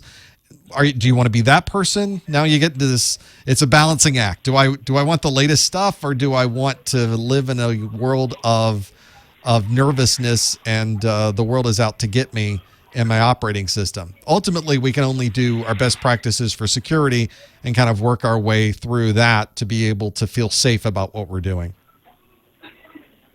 Okay, because I wanted to use that in conjunction to traditional preventative countermeasures for security. Absolutely. It makes perfect sense to me. Layer it on. Have a snapshot every day. Have a snapshot every hour. Be able to roll back to any one of those builds at any time to be able to remove any possible infections or anybody attacking those systems. It's a perfectly valid security policy.